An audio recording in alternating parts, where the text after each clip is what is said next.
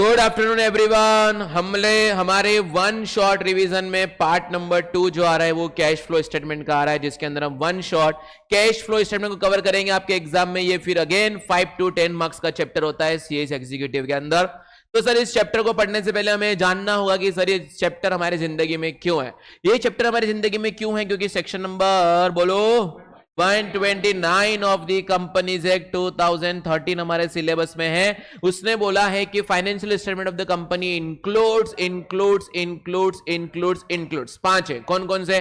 Balance sheet, statement of P&L, cash flow statement, notes to the account, statement of changes in equity. ठीक है, इतने सारे हमारे पास flow होते हैं। उसके अंदर एक स्टेटमेंट जो कैश फ्लो स्टेटमेंट है जो कंपलसरी करा गया है कंपनीज एक्ट 2013 से। लेकिन यहां पर मुझे अमन भाई बताएंगे कौन सी कंपनी को कैश फ्लो स्टेटमेंट बनाना जरूरी नहीं है। 1% company, section 8 companies, government company, इनको किसी को भी कैश फ्लो स्टेटमेंट बनाने की जरूरत नहीं है, बाकी सबको कराने की जरूरत है। जैसे 129 में आए, 129 बोलता है जाओ मेरे पास क्या है, मैं तो बोल के फ्री हो गया, आप जाओ इसके फॉर्मेट जिसके पास है। उसने बोला है शेड्यूल 3 के पास जाओ। शेड्यूल 3 बोलता है मैंने तो खाली ढांचा तैयार कर दिया है, फर्नीचर पूरा काम कौन करता है? Accounting standards. तो इस पे कौन सा एस लगता है? Accounting standard number 3। तो इस चैप्टर में हम जो कुछ भी पढ़ने वाले हैं वो सिर्फ क्या है? अकाउंटिंग स्टैंडर्ड नंबर 3 है। बोलो clear everyone. Cash flow statement में as per accounting standard number 3 हमारे पास कैश फ्लो स्टेटमेंट का मतलब बोला गया है कि पूरे साल में एक कंपनी के अंदर कितना कैश आया और कितना कैश गया, उसको एक स्टेटमेंट के रूप में बता दो, उसको बोलेंगे कैश फ्लो स्टेटमेंट। बोलो क्लियर है? तो सर जब मैं कैश फ्लो स्टेटमेंट बनाता हूं तो उसको बनाने के लिए मेरे पास दो तरह की मेथड्स होती हैं। कौन कौन सी मेथड होती है? डायरेक्ट और इनडायरेक्ट। डायरेक्ट मेथड और इनडायरेक्ट मेथड। बच्चे बताओ डायरेक्ट मेथड कब लगती है? जब कैश की इंफॉर्मेशन डायरेक्टली अवेलेबल होती है। और जब सर कैश की इंफॉर्मेशन डायरेक्टली अवेलेबल नहीं होती है तो मुझे कौन सी मेथड अप्लाई करनी पड़ेगी? इनडायरेक्ट मेथड अप्लाई करनी होगी। बोलो क्लियर है? डायरेक्ट हो या इनडायरेक्ट हो कोई मतलब नहीं, हमें तो कैश फ्लो स्टेटमेंट बनाना पड़ेगा। तो जैसे ही एक कंपनी के अंदर बोला गया है कि एक साल में जितना कैश आ रहा है और जितना कैश जा रहा है, वो पूरा कैश आना जाना पूरे कंपनी के अंदर 3 तरह की एक्टिविटीज से गिरा हुआ है। बोलो कौन कौन सी एक्टिविटीज होती हैं? Cash flow from operating, cash flow from investing, cash flow from financing. तो सर सबसे पहले पूरे साल में जो भी कैश आना जाना करता है वो 3 तरह की एक्टिविटी होती है। कौन कौन सी? Cash flow from operating activity, cash flow from investing activity and cash flow from financing activity. हमें इस चैप्टर को पढ़ने से पहले ये पता करना होगा कि कौन सा आइटम कौन सी एक्टिविटी के अंदर जाएगा। बोलो क्लियर है? इसको मैंने आपको जब मेन पढ़ाया था रियल लाइफ में, जब रेगुलर क्लास में हम पढ़े थे तब भी हम लोगों ने यही चर्चा करी थी। बस वहां पर थोड़ी स्लोली गए थे, यहाँ पर थोड़ा फास्टली जाएंगे और क्वेश्चन करेंगे 2-4 और ये चैप्टर खत्म हो जाएगा। क्योंकि कैश फ्लो में आप सब लोगों को कॉन्फिडेंस नहीं आया था। आई थिंक क्या गया? अभी कैश फ्लो का रिवीजन कल आपने लोगों ने किया, उसके बाद कॉन्फिडेंस आ गया सबको? पक्का? कैश फ्लो का ये वन शॉट तो आएगा, साथ ही साथ पिछले सेशन के यूट्यूब पे लेक्चर भी कैश फ्लो का डाल रखा है। ठीक है, उसके बाद अगर कैश फ्लो का और आपको क्रक्स चाहिए, मतलब सर 25 मिनट में कैश फ्लो खत्म हो जाए, तो स्टडी एलाइन क्लासेस का चैनल बना हुआ यूट्यूब पे, वहां पर जाकर के आप कैश फ्लो की वीडियो सर्च करना, आपका 20 से 25 मिनट में पूरा कैश फ्लो खत्म हो जाएगा। सिर्फ कॉन्सेप्ट, वहां पर क्वेश्चंस नहीं है। बोलो क्लियर है? तो कैश फ्लो तो बहुत जगह मेरा ये चैप्टर अप्लाई है, बहुत जगह मैंने डाल के रखा है। चलिए सर, तो यहां पर 3 तरह की एक्टिविटीज होती हैं। Cash flow from operating, cash flow from investing and cash flow from financing. बोलो क्लियर है? मैं इन तीनों के बारे में पहले आपको समझा देता हूं, फिर इसके बारे में आगे बात करेंगे। कैश फ्लो फ्रॉम ऑपरेटिंग मतलब होता है सर ऐसा कैश जो मेरे प्राइमरली बिलोंग करता है मेरी प्राइम बिजनेस एक्टिविटी से। अगर मेरा बिजनेस यहां पर कोचिंग पढ़ाने का रहे तो कोचिंग पढ़ा करके जो भी पैसा आ रहा है और इस बिजनेस को कंडक्ट करने से जो भी पैसा जा रहा है वो सब मेरा ऑपरेटिंग एक्टिविटीज में जाएगा।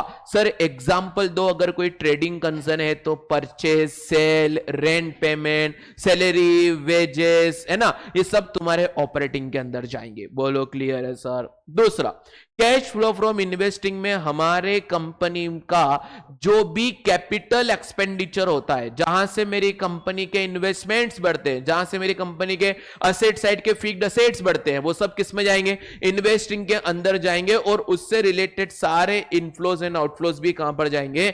इन्वेस्टिंग के अंदर जाएंगे। बोलो क्लियर है। एंड सर फाइनेंसिंग में क्या जाएगा? जहां से मेरी कंपनी का कैपिटल बेस इंक्रीज हो रहा है।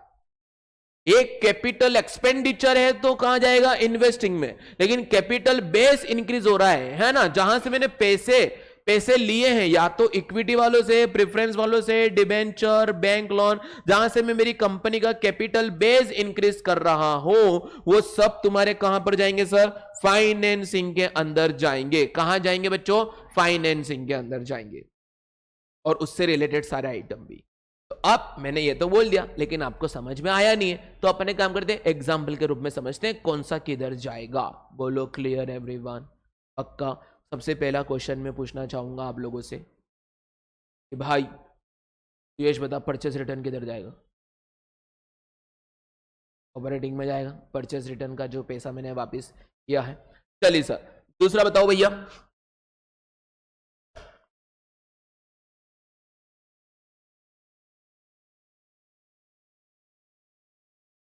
पूछूंगा जो मैंने पहले लिखवाया नहीं। कमीशन रिसीव्ड, इन्वेस्टिंग कहां जाएगा? गलत, ऑपरेटिंग। मैंने ऐसा क्या इन्वेस्टमेंट करके रखा जहां से मुझे कमीशन मिलेगा? कुछ भी नहीं भाई। कमीशन रिसीव्ड मेरा ऑलवेज ऑपरेटिंग का पार्ट होगा। Commission paid, commission received. क्योंकि ये गुड्डा ये चाहता था कि सर पूछेंगे रेंट रिसीव किधर जाएगा, तो उसको याद है कि सर रेंट रिसीव अगर इन्वेस्टिंग में जा रहा था तो ये भी आ जाना चाहिए। कहने तो बोला इन्वेस्ट, कहने बोला हाँ। चलें सर, तो कमीशन रिसीव्ड कहां जाएगा? ऑपरेटिंग के अंदर। Rent paid, operating. Rent paid, operating, क्योंकि मैंने बिजनेस को कंडक्ट करने के लिए रेंट पे किया होगा। चलो, रेंट रिसीव्ड, इन्वेस्टिंग। क्यों सर? मैंने किसी प्रॉपर्टी में इन्वेस्ट किया होगा तब जाकर के वहां से मेरे पास रेंट आ रहा है, तो मेरा कहां जाएगा? रेंट रिसीव्ड, इन्वेस्टिंग में जाएगा। बोलो क्लियर एवरीवन? डन। अगर मैं कोई रियल एस्टेट कंपनी होता, और वहां से मुझे रेंट मिलता तो कहां जाता? वो ऑपरेटिंग में जाता। बोलो क्लियर एवरीवन? पक्का पक्का पक्का। चलिए बच्चों, दूसरा बात करते हैं।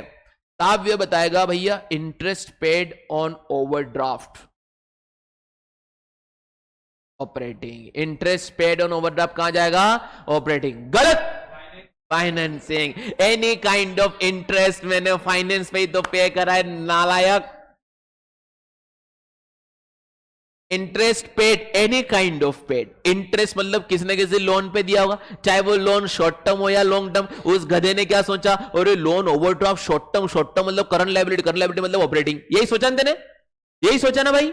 बेटा लोन कोई सा भी हो, शॉर्ट टर्म हो या long term, goes to the financing, जहां से मेरा कैपिटल बेस इंक्रीज हो रहा है, जहां से मेरे बिजनेस को फाइनेंस हो रहा है। बोलो क्लियर एवरीवन? Clear everyone? एकादक अपन से भी हो जाए, एकादक अपन से भी हो जाए।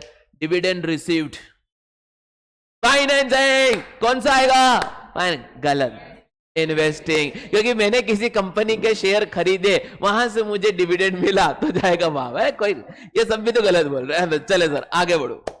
अब ऑनलाइन वालों से भी हो जाए, ऑनलाइन वाले हो जाए। त्यागी बताएगा भाई परचेज ऑफ शेयर किधर जाएगा? परचेज ऑफ शेयर जाएगा फाइनेंसिंग। किस में जाएगा? फाइनेंसिंग। गलत, इन्वेस्टिंग में जाएगा। क्योंकि मैंने किसी कंपनी के शेयर खरीदे हैं तो मेरी जेब से पैसा गया। क्या यार भाई, तू अभी कंबल से निकला नहीं निकला बता भाई?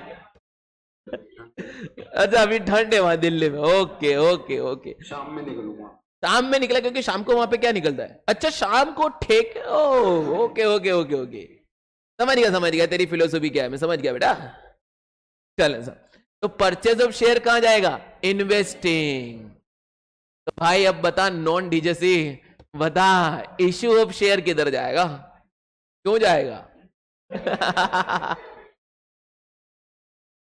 पैसा मिला, मैंने मेरी कंपनी में कैपिटल बेस को इंक्रीज किया है। ओके, जम्मू एंड कश्मीर से पधारे सक्षम जी बताएंगे आपकी सर इंटरेस्ट रिसीव किधर जाएगा?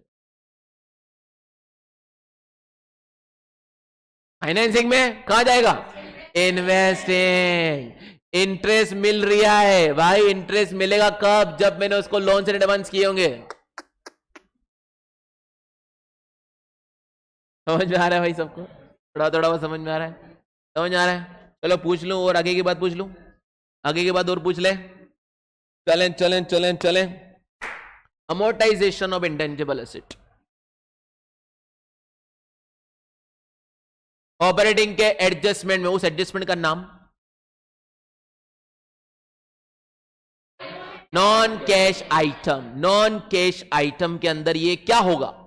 एडीएलएस ऐड होगा, ऐड होगा, क्योंकि नॉन कैश जिसने मेरे कैश को कम कर दिया, प्रॉफिट कम करा लेकिन कैश कम नहीं हुआ। वो भी सब मैं समझा रहा हूं, लेकिन अभी जस्ट अपन एक वार्म अप सेशन कर रहे हैं ताकि कैश फ्लो को अपन अच्छे से समझ पाए। बोलो क्लियर है एवरीवन? समझ में आ रहा है सबको? आ रहा है? समझ में आ रहा है? आ रहा है? आ रहा है? चले सर, और आगे पूछते हैं, कुछ तो आगे पूछना चाहिए। चलो, आउटस्टैंडिंग एक्सपेंस किधर जाएगा?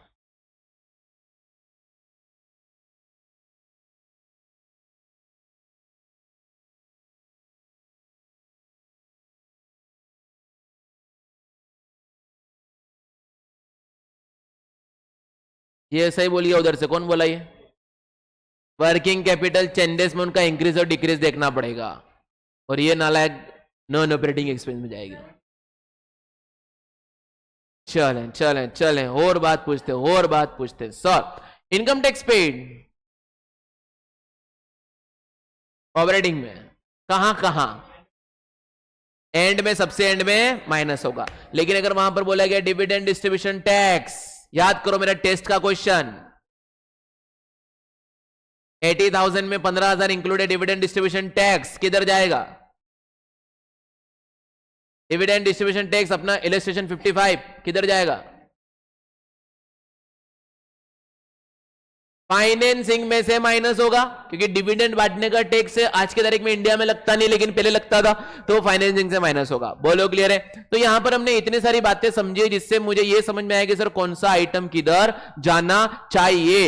एक भाई जो सुयश के पास बैठा है, पूछना चाहूंगा परचेज ऑफ फिक्स्ड एसेट किधर जाएगा? ऑपरेटिंग। गलत, इन्वेस्टिंग में outflow. Purchase of fixed asset, fixed asset clearly बोला था मैंने, फिक्स्ड एसेट परचेज किया तो मेरा इन्वेस्टमेंट बढ़ गया ना भाई, इन्वेस्टमेंट में आउटफ्लो होगा। बोलो क्लियर क्लियर क्लियर क्लियर। चलिए चलिए चलिए, सुयश बता, loss on sale of fixed asset का एडजस्टमेंट क्या होता है? Loss on sale of fixed asset का एडजस्टमेंट क्या होता है? उधर non cash expense, non cash expense में क्या होगा? प्लस होगा ना? प्लस होगा। चलिए सर, तो ये सारी बातें हमने यहां पर देखी हैं। इसके साथ इन तीन चीजों के अलावा इनका एक और छोटा भाई होता है जिसको किस नाम से जाना जाता है? Cash and cash equivalents. ये टर्मिनोलॉजी, ये समझने के बाद अपनी टर्मिनोलॉजी खत्म हो जाएगी और उसके बाद सीधा मैं आपको फॉर्मेट समझाने बैठ जाऊंगा। तो sir cash and cash equivalents क्या होते हैं? कैनी बताएगी कैश एंड कैश इक्विवेलेंट्स क्या होते हैं।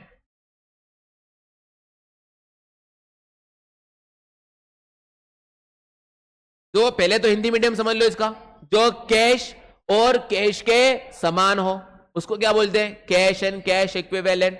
लेकिन अगर शेड्यूल 3 की भाषा में बोले कैश एंड कैश इक्विवेलेंट, तो सर जो 3 महीने के अंदर अंदर कैश में कन्वर्ट होने वाला है उसे अपन कैश एंड कैश इक्विवेलेंट बोलते हैं। जो साल के अंदर होने वाला है, 3 महीने से बाहर होने वाला, उसे अपन करंट असेट बोलते हैं, और साल के बाहर में फिक्स्ड असेट बोलते हैं। पता है आप लोगों को? तो sir cash and cash equivalent वो एक जो expected to be settle within 3 month और जो कैश के समान होता है उसे कैश एंड कैश इक्विवेलेंट बोलते हैं। इसके अंदर आइटम कौन कौन से बोल के बताओ sir? Cash in hand, cash at bank, current investment, marketable security,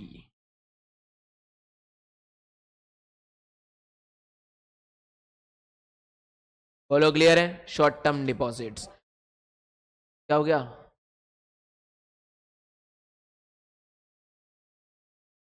देखो बच्चों, कैश एंड कैश इक्विवेलेंट में क्या कहा जाता है sir? Cash in hand, cash at bank, current investment, marketable security, short term deposits. लिख लो आप लोग, मैंने यहाँ पे सही से नहीं लिखा है, सही से लिख दूं?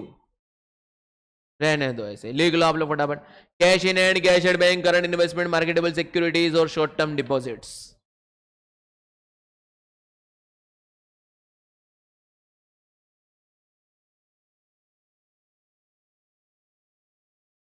रीपेमेंट ऑफ लोन किधर जाएगा?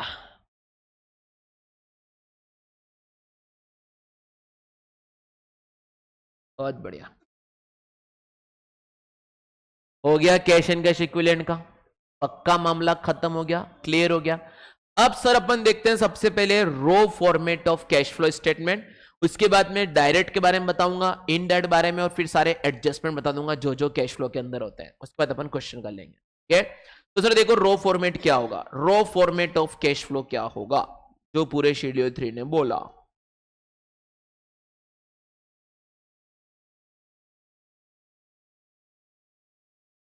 सबसे पहला मैं लिखूंगा cash flow from operating activity, T में मैं लिखूंगा cash flow from investing activity, C में लिखूंगा cash flow from financing activity, और सर ये जो भी नेट आएगा तीनों का total A plus B plus C, उसके अंदर मैं ऐड करूंगा opening cash and cash equivalent, जिससे ऑटोमेटिक क्या आ जाएगा? Closing cash and cash equivalent.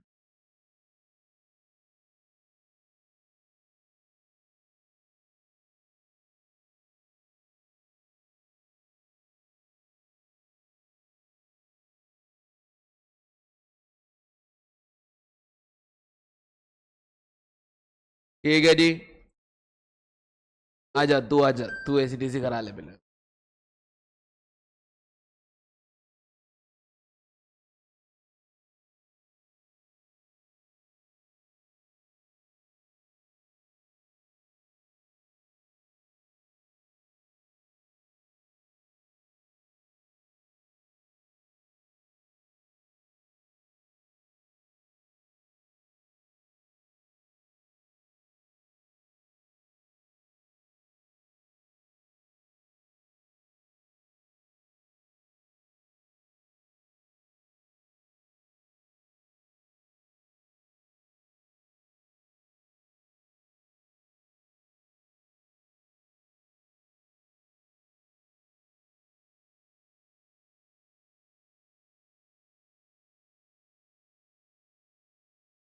Clear है बच्चों? क्या क्या आएगा? Cash flow from operating, cash flow from investing, cash flow from financing, उसका तीनों का नेट करके जो भी आएगा उसके अंदर opening cash and cash equivalent जोड़ दूंगा, तो क्या आ जाएगा? Closing cash and cash equivalent. अपनी बैलेंस शीट में जो closing cash and cash equivalent के आइटम होते हैं उनका टोटल अगर यहां पर आ गया तो अपना कैश फ्लो का क्वेश्चन कैसा हो गया? सही हो गया। बोलो क्लियर एवरीवन? अब सर यही रो फॉर्मेट होगा चाहे आपकी डायरेक्ट मेथड हो या इनडायरेक्ट मेथड हो। अब सर डायरेक्ट मेथड हो या इनडायरेक्ट मेथड हो, एक ही एक्टिविटी डिफर करती है, बाकी दोनों सेम रहती है। तो सर डायरेक्ट और इनडायरेक्ट में ये जो ऑपरेटिंग वाली है वो खाली डिफर करती है, बाकी इन्वेस्टिंग और फाइनेंसिंग क्या रहती है? सेम रहती है। बोलो क्लियर एवरीवन? क्या बोला मैंने? डायरेक्ट और इनडायरेक्ट में कोई सी डिफरेंस की अगर बात करें तो वो सिर्फ और सिर्फ cash flow from operating activity का डिफरेंस जाता है, बाकी का डिफरेंस नहीं होता, बाकी सब सेम रहता। तो एक 5 मिनट अपन लोग operating activity from direct method discuss कर लेते हैं, और फिर अपन सीधा जंप करेंगे पूरे सेशन को इनडायरेक्ट मेथड पे, क्योंकि वही ज्यादातर मॉड्यूल में गिवन है। तो सर डायरेक्ट मेथड में अपन लोगों को बोला जाता है कि आपको डायरेक्टली इंफॉर्मेशन अवेलेबल है। तो बिजनेस के ऑपरेटिंग आइटम की इंफॉर्मेशन क्या होती है? Cash receipt from customer, cash payment to supplier, rent paid, salary paid, है ना, डिस्काउंट पेड, मतलब जो डिस्काउंट दिया, डिस्काउंट रिसीव हुआ, ये सारे जो आपके एग्जांपल्स होते हैं वो डायरेक्ट मेथड के होते हैं। अगर क्वेश्चन में डायरेक्टली दिया है तो मैं निकाल लूंगा, लेकिन अगर क्वेश्चन में मुझे कैश रिसीट फ्रॉम कस्टमर की इंफॉर्मेशन डायरेक्टली नहीं दी है और बोला है कि आपको डायरेक्ट मेथड से ही बनाना है, तो उससे रिलेटेड मेरे पास बाकी इंफॉर्मेशन होंगी। तो आप बताओ कैश रिसीट फ्रॉम कस्टमर निकालने के लिए मैं कौन से वर्किंग नोट का सहारा लूंगा? सही बोल गया क्या? Debtor account. क्या बोल गया वो? Debtor account. डेटर अकाउंट एक वह अकाउंट है जिसमें मैं opening balance, closing balance, credit sale लेता हूं, जिससे जो डिफरेंस आता है वो कैश रिसीट फ्रॉम डेटर आ जाता है। बोलो क्लियर है कि नहीं? पक्का है कि नहीं? पक्का पक्का। एक बार बता दूं डेटर अकाउंट क्या होता है, कैसे होता है? चलो आ जाए देख लो डेटर अकाउंट।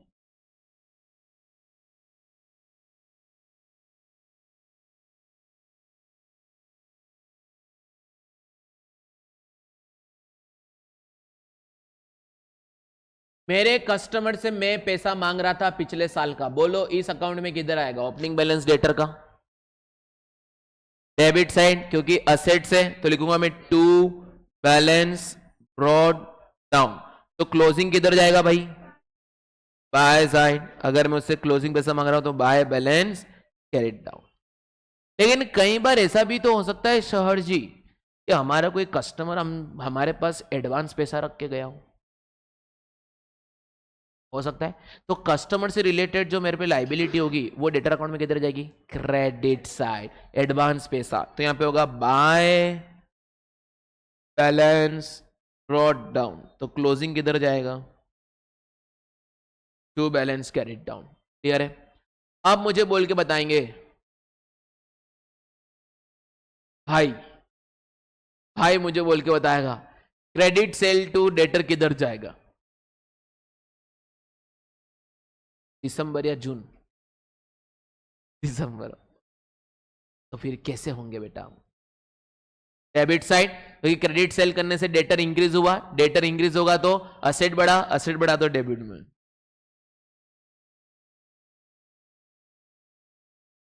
चलो क्रेडिट सेल हो गया। सेल्स रिटर्न किधर जाएगा? क्रेडिट साइड, उसने माल दे दिया, डेटर कम हो गया,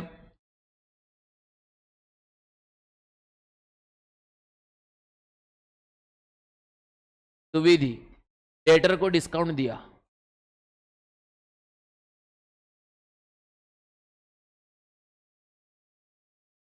क्रेडिट साइड, डिस्काउंट देने से मेरा डेटर कम हो गया। ठीक है?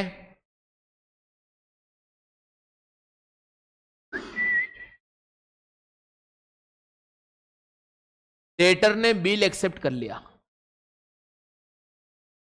किधर जाएगा? डेटर कम हुआ और बीआर बढ़ गया तो इधर से आएगा क्रेडिट साइड बाय बीआर। वो बिल डिसऑनर हो गया, डेबिट साइड, तो कर दूंगा मैं टू बीआर। बात खत्म। डेटर पैसा खा के भग गया, bad date by bad debt. वो बैड डेट मुझे रिकवर्ड हो गया डेटर अकाउंट में, किधर? गलत गलत। Bad debt recovered debtor account में जाएगा ही नहीं, वो एक अदर इनकम मांग करके पीएनएल में क्रेडिट हो जाएगा। 11th क्लास का फंडा यहां नहीं जाता। ओके, तो बच्चों इतना करने के बाद जो बैलेंसिंग फिगर आएगा वो माना जाएगा कैश रिसीव्ड फ्रॉम कस्टमर। बोलो क्लियर है? ऐसे ही मुझे डायरेक्ट मेथड से इंफॉर्मेशन निकालनी होती है। डन। बाकी डायरेक्ट इंफॉर्मेशन में डायरेक्टली अवेलेबल होगी, हमें तो कुछ नहीं करना है। ऑपरेटिंग से रिलेटेड जो भी है, जैसे डायरेक्ट मेथड में आएगा रेंट रिसीव, तो आप ऑपरेटिंग में डालेंगे? नहीं सर। कहां डालेंगे? इन्वेस्टिंग में, बट रेंट पेड हाँ यहां से माइनस कर दो। बोलो क्लियर है? डायरेक्ट मेथड बड़ा आसान है, कोई टेंशन वाली बात नहीं है। उसके एलिमेंट्स क्या क्या होते हैं? Cash receipt from customer, cash paid to customer and etcetera, salary, sales, purchase वगैरह सब। ठीक है, अब आते हैं अपन indirect method.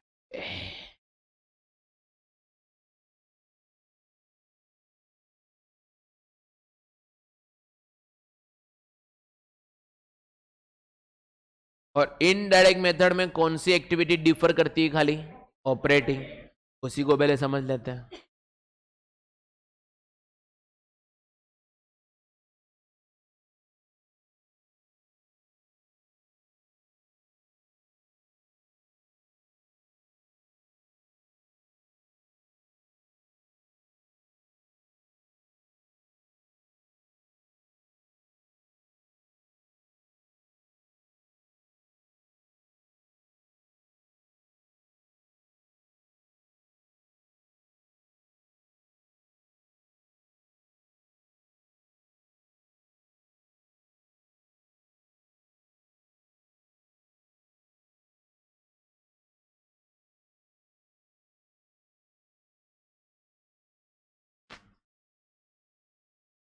Cash flow from operating direct method से तो हमने कर लिया, अब इनडायरेक्ट से देखते हैं।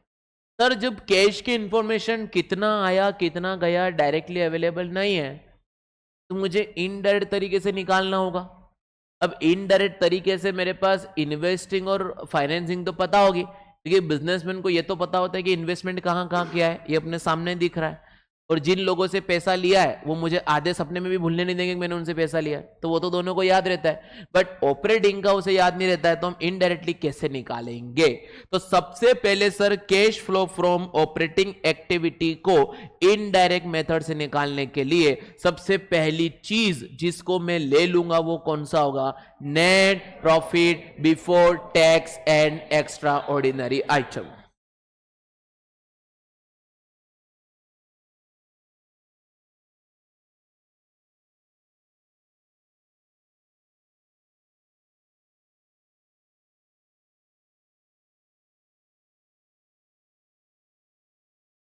इसको मैं सबसे पहले ले लूंगा। क्यों सर? क्यों सर? मान लो कि मैंने किसी एक साल में प्रॉफिट एंड लॉस अकाउंट तो बनाया ही होगा, उस एक साल में जितना भी मेरा इनकम हुआ होगा एक साल का वो क्रेडिट में गया होगा, और जो भी एक्सपेंस हुआ होगा वो डेबिट में गया होगा। तो सर जो भी बचा, जो भी प्रॉफिट बचा या लॉस बचा, वो कहीं ना कहीं इस साल आया और गया का नेट बचा है।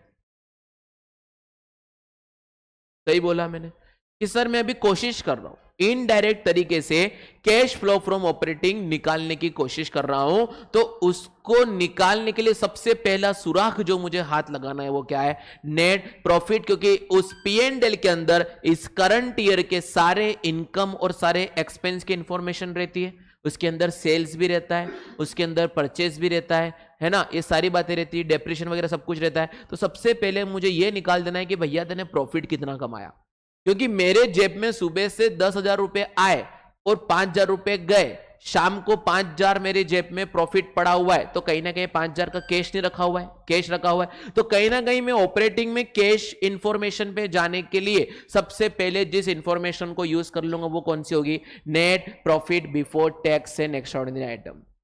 बहुत सारे क्वेश्चन में डायरेक्टली कैलकुलेट करके दिया होगा, लेकिन दिसंबर के एग्जाम में नहीं देके रखेंगे, हमें कैलकुलेट करना पड़ेगा।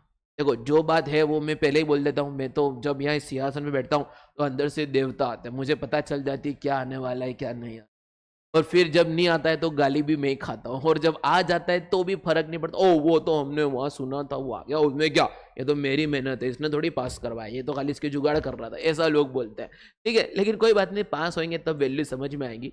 बस पास हो जाओगे तो 2-4 बच्चों को यहाँ भेज देना और जूनियर्स को स्टडी आइलैंड में भेज देना। क्यों भाई, सही बात है। हाँ चलिए सब, तो क्या होगा सुनिए, नेट प्रॉफिट को मैं ले लूंगा विथ ये रहा नेट प्रॉफिट, अभी आके गिरेगा नाक पे।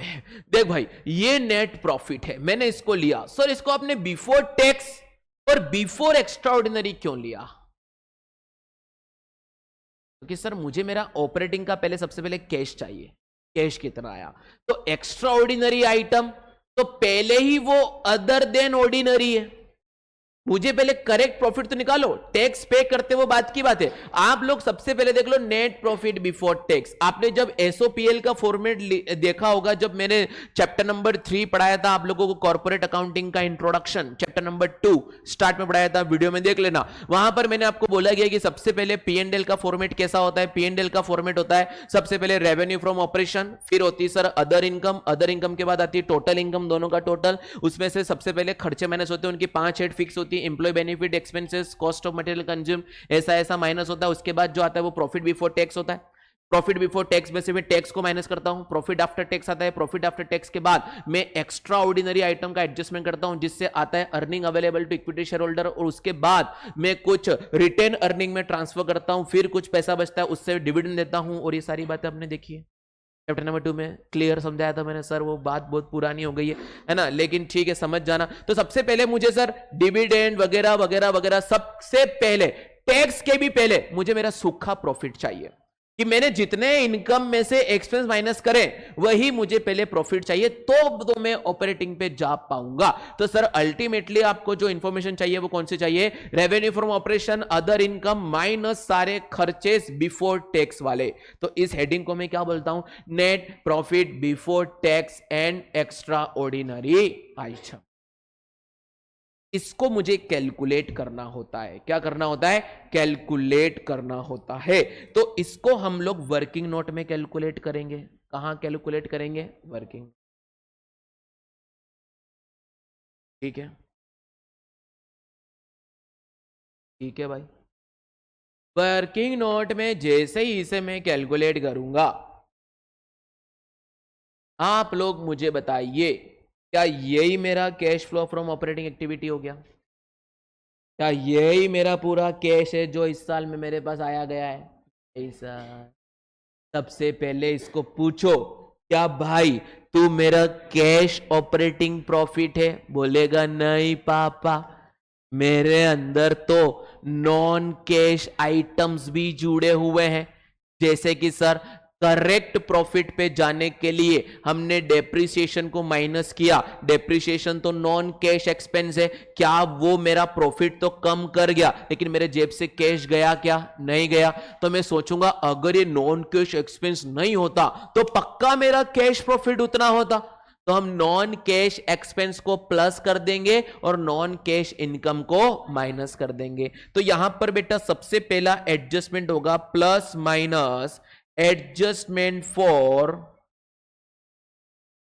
Non cash items. इसके अंदर क्या होता है, इसके अंदर क्या होता है, मैं प्लस करता हूं नॉन कैश एक्सपेंस को और माइनस करता हूं नॉन कैश।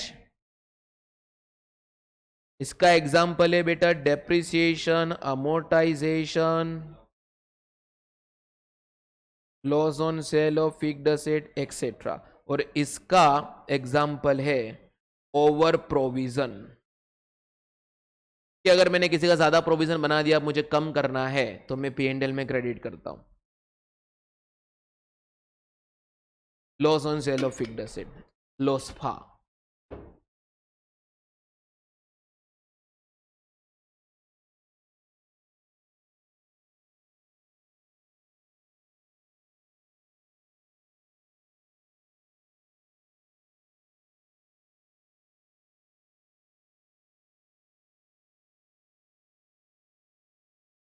वे 10:30 बजे के बैठे और 4 बज गई, किसी को पता भी चला?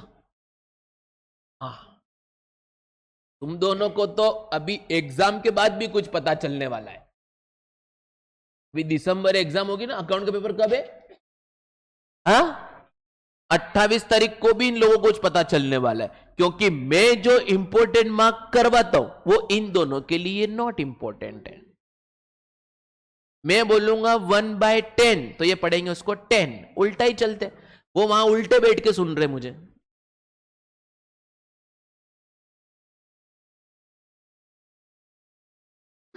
क्लियर है बेटा? कल इवनिंग तक आपके पास वो थ्योरी बुक आ जाएगी पक्का, ठीक है?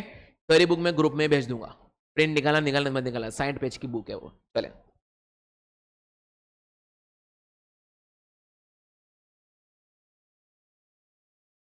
अब जैसे ही मैंने उसे नॉन कैश का एडजस्टमेंट कर दिया, मैंने पूछा भाई क्या तू मेरा कैश ऑपरेटिंग प्रॉफिट है?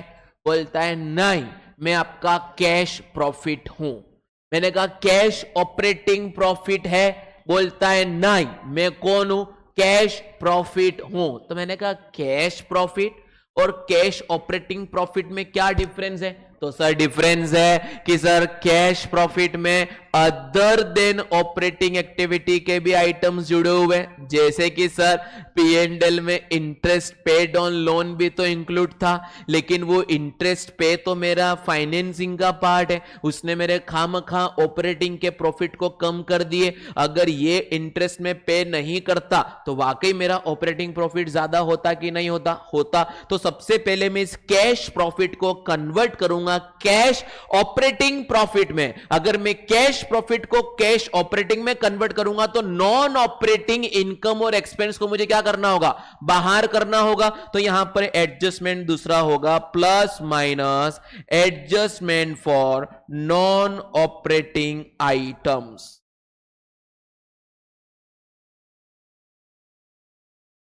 क्लियर है बच्चों? उसमें क्या करूंगा सर, जो भी मेरे पास नॉन ऑपरेटिंग एक्सपेंस है उसे मैं प्लस कर दूंगा।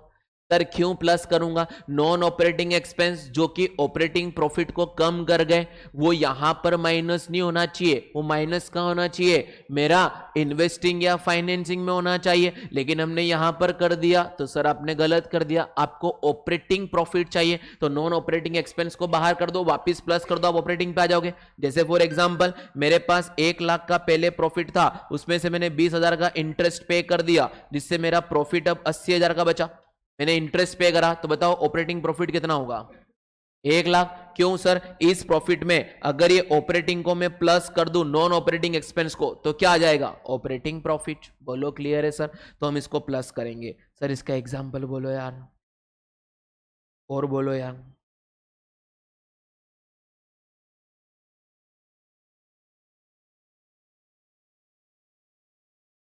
बोलो यार, कोई बोल रहा है? डिविडेंड कोई बोल रहा है? वो भी तो फाइनेंसिंग का है। अरे इंटरेस्ट ऑन लोन बोला तो डिविडेंड कोई नहीं बोल रहा है। अरे इंटरेस्ट ऑन लोन पेड बोल रहा है, डिविडेंड नहीं बोल रहा है। क्यों नहीं बोल रहा है डिविडेंड? दिशा बताइए, दिशी बताइए, यहाँ पे डिविडेंड क्यों नहीं बोल रहा है भाई? ए भाई डिविडेंड क्यों नहीं बोल रहा है यहाँ पे?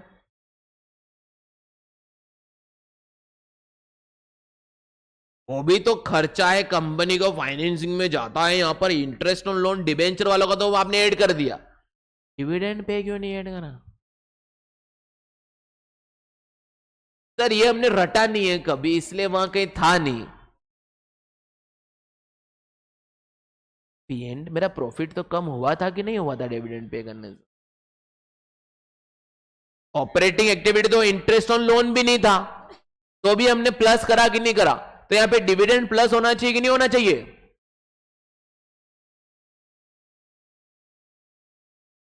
Very good sir. वो नेट प्रॉफिट P&L में जो डिविडेंड है वो P&L में गया ही नहीं। मैंने जो आइटम लिया है वो नेट प्रॉफिट बिफोर टैक्स वाला लिया है, डिविडेंड तो उसके बाद माइनस होता है। मैंने जब यही आइटम ले लिया तो उसके ऊपर कभी डिविडेंड माइनस होता नहीं है, तो यहां पर करने की जरूरत नहीं है। Dividend is an appropriation of profit, not charge against profit. Interest जो आप पे करते हो वो P&L का खर्चा कम करता है, लेकिन डिविडेंड तो प्रॉफिट आने के बाद अपन देते हैं। वो लोग क्लियर है? तो यहां पर डिविडेंड नहीं आएगा। चले sir, interest on loan paid आएगा। चलो फिर बोलो माइनस होगा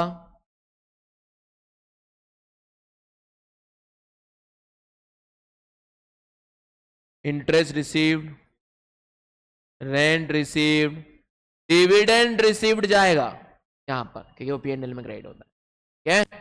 चलिए सर, इतना आप लोगों ने लिख लिया कि लिखना है? लिख लिया? कब?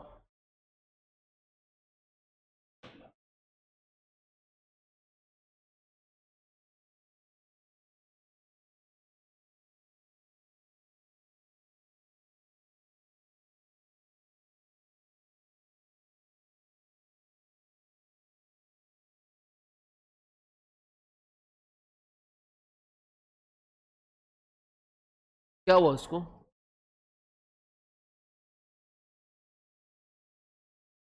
ले क्यों गया रिमोट यहां से?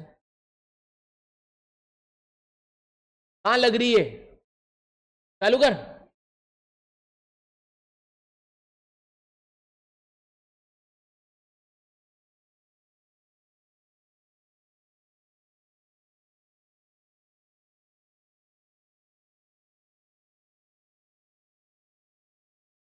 वो अंधेरा हो गया बाहर,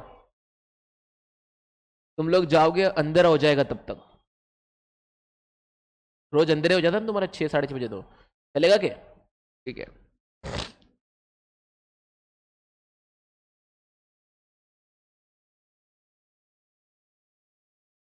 नहीं आ रही है? कहाँ आ रही है?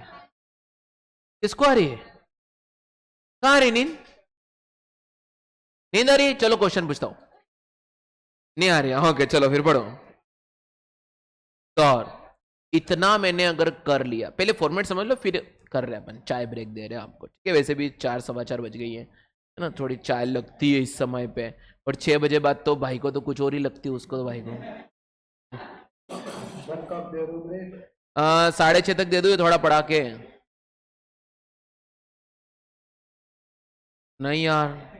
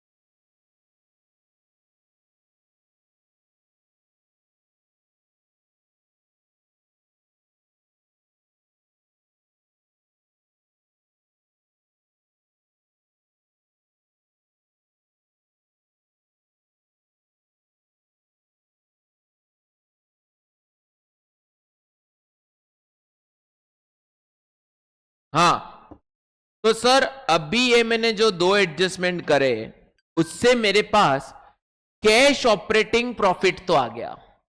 क्या आ गया? Cash operating profit. लेकिन वो sir before working capital changes आया। सर ऐसा क्यों? कि जब भी मैं P&L में सेल्स रिकॉर्ड करता हूं तो कैश और क्रेडिट दोनों आती है। जो भी मैं एक्सपेंस रिकॉर्ड करता हूं, मान लो रेंट वाला, वो भी सर करंट ईयर का आता है, भले वो मैंने पे किया नहीं किया, मतलब आउटस्टैंडिंग रेंट आता है। प्रीपेड वाले माइनस आते हैं। तो ये जो भी मैं आइटम बोल रहा हूं कहीं ना कहीं आपकी करंट एसेट और करंट लायबिलिटी है, यानी current asset current liability.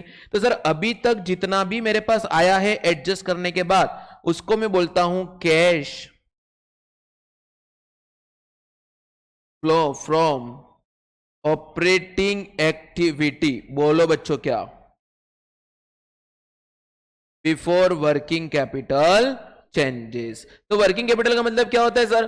Current asset और करंट लायबिलिटी। जो कैपिटल मेरे डे टू डे बिजनेस को वर्किंग कंडीशन में रखने के लिए जो कैपिटल रिक्वायर्ड होती है, उसे बोलते हैं अपन वर्किंग कैपिटल। तो सर वर्किंग कैपिटल में सिर्फ किसको देखा जाना चाहिए? करंट असेट्स और करंट लायबिलिटी में। लेकिन ध्यान रखना, यहां पर करंट असेट में कैश एंड कैश इक्विवेलेंट को मत लिख लेना, और करंट लायबिलिटी में शॉर्ट टर्म बोरोविंग को मत लिख लेना। डन। करंट एसेट में कैश एंड कैश इक्विवेलेंट को नहीं लिखना है, और करंट लायबिलिटी में short term borrowing and provisions को नहीं लिखना है। शॉर्ट टर्म बोरोविंग कहां जाएगी? फाइनेंसिंग में। और प्रोविजन में एक ही होता है, टैक्स, प्रोविजन फॉर टैक्स, उसका एडजस्टमेंट कहीं और होता है।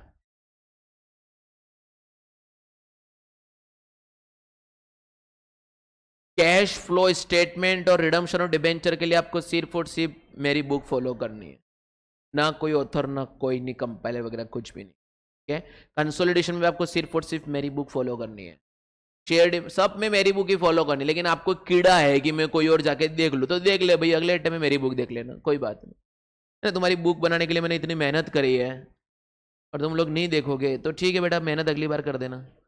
चलिए सर, यहां पे वर्किंग कैपिटल चेंजेस का एडजस्टमेंट होगा। क्या होगा? वर्किंग कैपिटल चेंजेस का एडजस्टमेंट। बोलो यहां तक पहले सबको क्लियर है?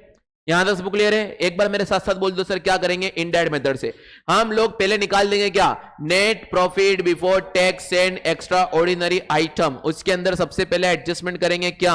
नॉन कैश आइटम का, जिसके अंदर नॉन कैश एक्सपेंस प्लस होगा, नॉन कैश इनकम माइनस होगा। फिर मैं एडजस्टमेंट करूंगा नॉन ऑपरेटिंग आइटम, जिसके अंदर नॉन ऑपरेटिंग एक्सपेंस प्लस होंगे, नॉन ऑपरेटिंग इनकम माइनस होगी। उसके बाद सर जो आया वो मेरा कहा जाएगा cash flow from operating activity before working capital changes. अब मैं वर्किंग कैपिटल चेंजेस का एडजस्टमेंट करूंगा। अब वर्किंग कैपिटल चेंजेस में सर वर्किंग कैपिटल मतलब होता है या तो करंट असेट या सर करंट लायबिलिटी। ठीक है, तो सर इसमें देखना पड़ेगा इंक्रीज और decrease in current asset current liability. तो सर देखो, जब पहले मेरे पास डेटर था 1,00,000 रुपए का, अब वो डेटर सिर्फ पड़ा रह गया है 80,000 का, तो डिक्रीज इन करंट असेट से मेरे जेब में पैसा आया। क्योंकि डेटर से मैं 1,00,000 मांगता था, अब सिर्फ 80 मांग रहा हूं, तो 20,000 से वो कम हुआ है, इसका मतलब मेरी जेब में पैसा आया। तो sir increase in current asset को मैं क्या करूंगा? प्लस। तो डिक्रीज इन करंट लायबिलिटी क्या करूंगा? प्लस। अरे भाई डिक्रीज इन करंट लायबिलिटी बोला मैंने, ये बोला, ये है ना। और sir decrease in current asset minus होगा, तो इंक्रीज इन करंट लायबिलिटी में क्या होगा? माइनस।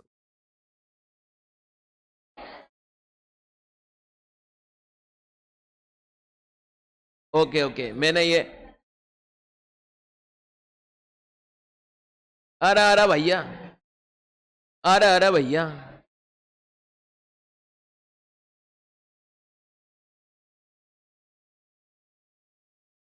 ठीक है। अब देखो, मैंने प्लस ऊपर लगा दिया, मुझे नीचे लगाना था। चलिए सर, तो देखिए सर, इसको एग्जाम्पल के रूप में समझाओ। पहले तो आपको सिर्फ एक ही एग्जाम्पल याद रखना है। डेटर पहले 1,00,000 था, अब 80,000 हो गया, डिक्रीज हो गया।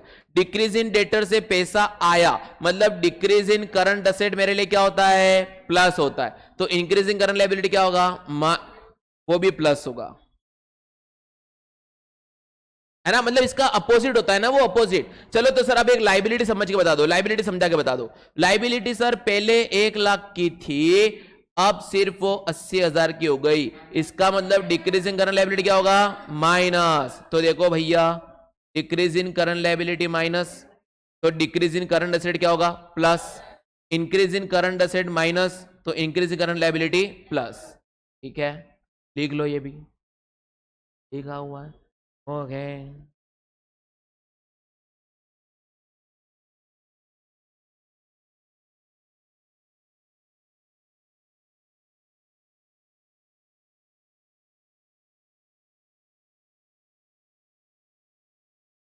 इसके बाद सर आ जाएगा मेरा cash operating profit before tax. इसमें से मैं लेस कर दूंगा क्या बच्चों? टैक्स पेड, और प्लस माइनस कर दूंगा extraordinary item relating to operating activity. तो मेरे पास क्या आ जाएगा? Cash flow from operating. Cash flow from operating के एडजस्टमेंट तो पड़े ही नहीं अपन। दो ही इंपॉर्टेंट एडजस्टमेंट्स होते हैं, डेप्रिसिएशन वाला और प्रोविजन फॉर टैक्स वाला। वो दोनों अपन पढ़ लेंगे और क्वेश्चन सोल्व करेंगे। वो दोनों पढ़ा लिया कि काम खत्म।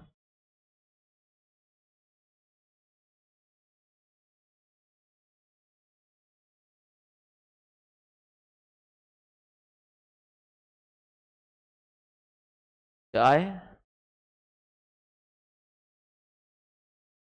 सुबह से जितना पढ़ा है उतना समझ में आया, खाली चाय चाय हो रहा है तुम्हारा।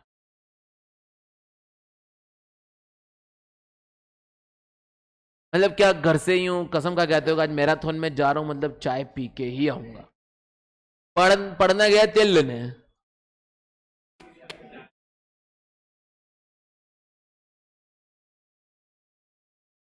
मंगवा लूंगा मैं मेरे वादे के मुताबिक। तुमको बर्थडे पार्टी कैसे मिली? इसको बोलते हैं खा के जूते मारने वाला। स्टेडल में तो वो भी नहीं मिली है, इनको मिल गई है दाल बाटी की पार्टी। तुमको भी देंगे अभी पार्टी, तुमको अच्छी पिज्जा विज़ा। अरे ये क्या कम पैसे देते, तुम मुझे बहुत पैसे देते हो। ये तो क्या 2-3 हजार भी नहीं देते मुझे एक सब्जेक्ट के, तुम बहुत देते हो। ठीक है, तुमको अलग पार्टी मिलेगी लेवल की, तो चाय पिला देंगे। ठीक है, बोल दो किसी चाय वाले को, आजा भाई। है कोई फोन? तो वो आता है ना ऊपर एक,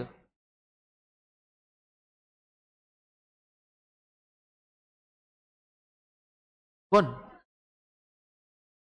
वो छोड़ के चला गया? अच्छा, वो तो सुबह आई थी, अब नहीं आएगा? आएगा, हाँ आएगा।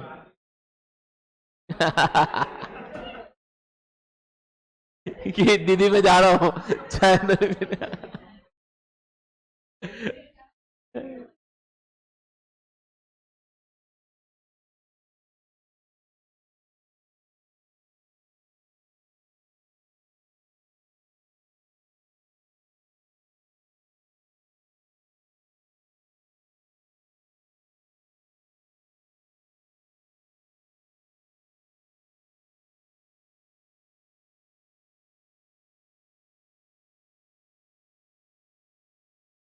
किसकी? चलें, गुड मॉर्निंग भाई। सीधा उठ के आ रहा है, मुझे लग रहा है। मैं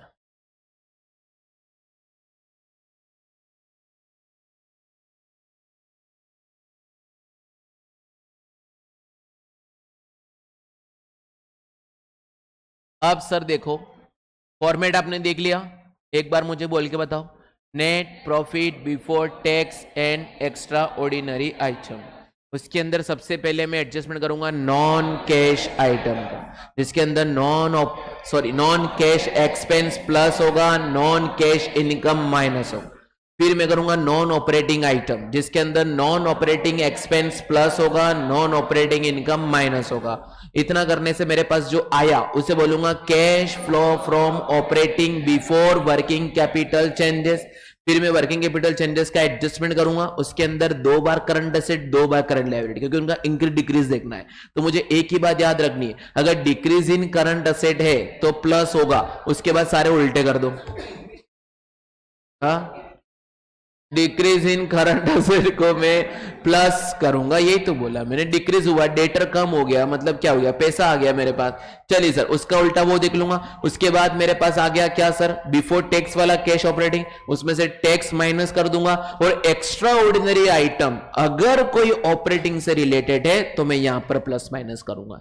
सर ऐसा एग्जाम्पल दो ना कि एक्स्ट्रा ऑर्डिनरी आइटम ऑपरेटिंग से रिलेटेड और अदर देन ऑपरेटिंग से रिलेटेड का एग्जाम्पल हो। मेरी कंपनी में आग लगी, ये मेरी कंपनी है अभी, और यहां पे चाय पीने के चक्कर में आग लग गई।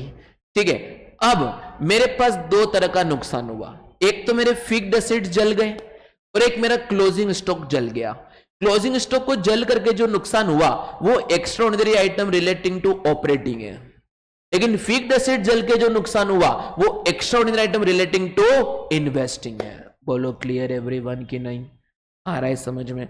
वर्क में वॉलेंटरी रिटायरमेंट स्कीम में मैंने जो पैसा दिया वो मेरा ऑपरेटिंग का क्या है, एक्स्ट्रा ऑर्डिनरी आइटम है। बोलो क्लियर एवरीवन की नहीं आ गया समझ में? तो वो डिपेंड करेगा क्वेश्चन पे, वैसे हालांकि नहीं है ऐसा। हाँ भैया चले आगे बढ़े। तो अब मैं आपको सिखाना चाह रहा हूं calculation of net profit before tax. ऐसी बंद करें यार, मेरे तक तो आई नहीं रही। मुझे लगा तुम भी बोल रहे हो सर चाय, मैं अभी उड़ा के फेंक देता तुमको। तो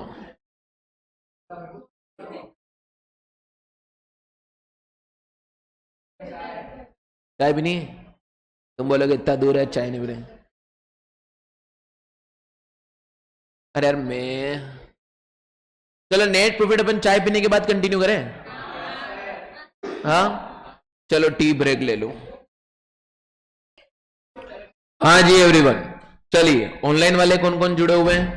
यस, वही सारे बच्चे जुड़े हुए हैं। चलिए सर, तो अब हमें कैलकुलेट करना सीखना है net profit before tax and extra ordinary item. क्या सब बच्चों को ठंड लग रही है? सही बात है, तो कर दो यार चालू यार, मेरे को गर्मी लगे। किसको?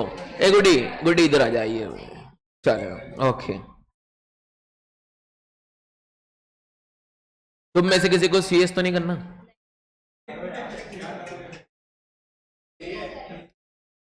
क्या करोगे? सीए करोगे? हाँ सीए करेंगे, सीए करेंगे ना, सीए करेंगे। कुछ क्या करेंगे? क्या करोगे? सीए करें, सीए करेंगे। कौन बोला एमबीए? कौन बोला? क्या करेगा? सीए करेगा ना? हाँ, पढ़ना मुझसे ये चाहे कुछ भी कर, मेरा तो सब्जेक्ट ही ऐसा है, तू कुछ भी कर भाई, पढ़ना तो पड़ेगा। बीकॉम में भी पढ़ना पड़ेगा, बीकॉम लेवल की करो तो हम पढ़ा देंगे। कुछ भी कर, पढ़ना तो मुझे, मैंने सब्जेक्ट ही ऐसा लिया है, जिंदगी के साथ भी जिंदगी के बाद भी पैसे बढ़ते रहो। तुम नहीं पढ़े, तुम्हारे बच्चों को मेरे पास भेज देना, मेरी रिकॉर्डिंग तब तक गुंजती रहेंगी। और मैं कभी बुढ़ा होने वाला हुई नहीं, अभी देख रहे हो आप, मैं अभी 30 साल का बंदा, आपको लग रहा है 30 साल का बंदा है? 40% डिस्काउंट में लग रहा हूं, बोल रहा वो। हाँ, अरे हर जगह अकाउंट आएगा, तुम तो रखो। जहां है पैसा वहां है अकाउंट, और जहां है अकाउंट वहां है अपुन। तो पैसा अपने पास दूध, ये क्या, इसने दिल्ली से क्या बोल दिया सर? आपकी दूध पीने की उम्र है। बेटा बॉर्नविटा वाला पीता हूं मैं आज भी।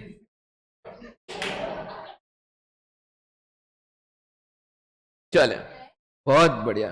तो फिर तुमको शर्म आनी चाहिए कि तुम एक दूध पीते बच्चे से पढ़ रहे हो। ओ, तुमको तो पढ़ना चाहिए कोई ठेका पे कोई संभाल रहा हो ना वहां पे, रात के 8 बजे तक, जो 200 रुपए दे एक दे देता हूं बोतल, उससे पढ़ना चाहिए तुमको। चलिए सर, अब हम देखते हैं नेट प्रॉफिट बिफोर टैक्स की इन्फॉर कैलकुलेशन कैसे करते हैं। सर हमें, तुमको आगे तो नहीं आना है, मैं दिख रहा हूं, आगे आना है, आ जाओ कहीं जाओ, सब अपने बड़े बड़े भाई हैं, भाई उधर हो जा, आ जाओ आगे, आ जाओ। चलें सर,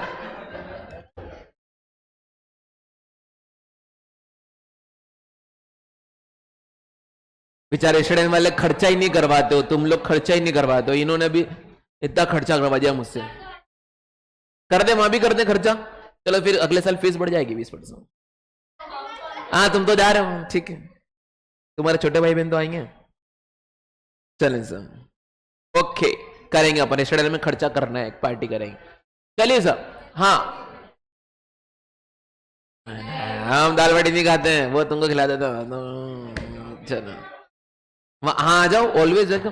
तुमको स्टडी आइलैंड से नहीं मतलब, डीजे से मतलब नहीं, आने का मतलब तुमको मतलब है कोठारी, बस बात खत्म। चलिए सर देखें, net profit before tax and extra item में कैसे कैलकुलेट करूंगा। सर क्या होता है, कई बार मुझे ये नेट प्रॉफिट निकालने के लिए पीएनएल की जरूरत होती है, लेकिन क्वेश्चन तो इतना कमीना होता है, क्वेश्चन इतना कमीना होता है, और हम कमीनों के बाप होते हैं। क्वेश्चन इतना कमीना होता है कि वो हमें पीएनएल की इंफॉर्मेशन देता नहीं है, वो हम लोगों को बैलेंस शीट से ही निकलवाएगा कि नेट प्रॉफिट बिफोर टैक्स निकाल। ठीक है बेटा, तो सबसे पहले आप लोग बैलेंस शीट में देखेंगे रिजर्व्स एंड सरप्लस, जो कुछ भी होता है वो मेरा कहीं ना कहीं प्रॉफिट से रिलेटेड ही होता है। तो रिजर्व एंड सरप्लस में सबसे पहली हेडिंग आप देखोगे, वो देखेंगे statement of P and L, क्योंकि वही तो मेरा प्रॉफिट का बच्चा है, एसओपीएल। तो उस एसओपीएल का मैं डिफरेंस ले लूंगा। क्या ले लूंगा? डिफरेंस। और जब भी आप ये डिफरेंस लोगे तो आप सर क्लोजिंग माइनस ओपनिंग करोगे। क्या करेंगे? Closing minus opening. क्योंकि सर शेड्यूल 3 के कंपलसरी रिक्वायरमेंट में ये बोला गया है कि जब भी आप कोई फाइनेंशियल स्टेटमेंट रिपोर्ट करते हो तो आपको उसको करस्पॉन्डिंग फिगर दिखाने होंगे, करस्पॉन्डिंग फिगर दिखाने होंगे। अगर मैं करंट ईयर का फाइनेंशियल फिगर दिखा रहा हूं तो मुझे पिछले साल क्या था वो भी दिखाना होगा, ये कंपलसरी शेड्यूल 3 ने बोला है। तो सर यहां पर क्या होगा, मुझे पिछले साल का 1 लाख का प्रॉफिट था, इस साल वो 2 लाख हो गए, तो बताओ करंट ईयर में कितना कमाया? 1 लाख कमाया। तो सबसे पहला मुझे नेट प्रॉफिट बिफोर टैक्स निकालने की इंफॉर्मेशन में जो सबसे पहला हर्डल जो मैंने क्लियर कर दिया वो क्या है? Difference in statement of P and L. मुझे इन दोनों का डिफरेंस निकाल देना होगा, उसका फॉर्मूला होगा क्लोजिंग माइनस ओपनिंग। ठीक है, बट सर यहां पर देखना, वो 2021 है, वो 2022 है, ठीक है। 2021 में सर 1 लाख था और यहां पे 2 लाख था, तो बताओ प्रॉफिट कितना कमाया? 1 लाख का। बट सर यहां पर था 5 लाख का लॉस और यहां पे सर 2 लाख का प्रॉफिट है, तो बताओ ड्यूरिंग ईयर कितना कमाया?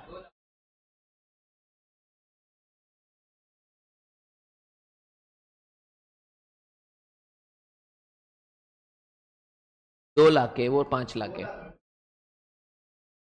5 लाख, 2 लाख। सब गधे मेरे साथ कूदो यहां से, 4th मंजिल से। भैया पहले 5 लाख का लॉस था और अब 2 लाख का प्रॉफिट है। मैंने कितनी ग्रोथ करी? 7 लाख की ग्रोथ करी है।